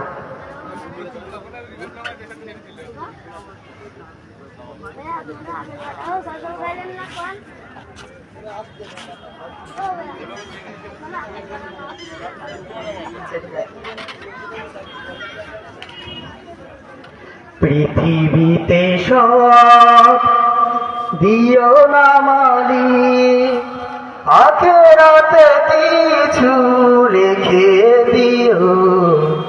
এই পারে তুমি যা দিবে আমায়, বরকত শুধু মেখে দিও। পৃথিবীতে সব দিও না মালিক, আখেরাতে কিছু রেখে দিও। এই পারে তুমি যা দিবে আমায়, বরকত শুধু মেখে দিও। পৃথিবীতে সব